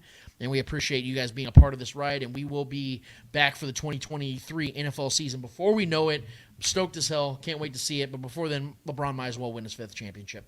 But for the great Clay Windler puts all this on the back end. We appreciate him so much. If you've not already watched Red Tribe Cinema's new video, Rise of Mahomes 4, the redemption, please go watch that. It's a fantastic video. It's an hour and a half long, so you can literally watch a movie, and Clay put it together as perfectly as you possibly could. I finally finished it this week.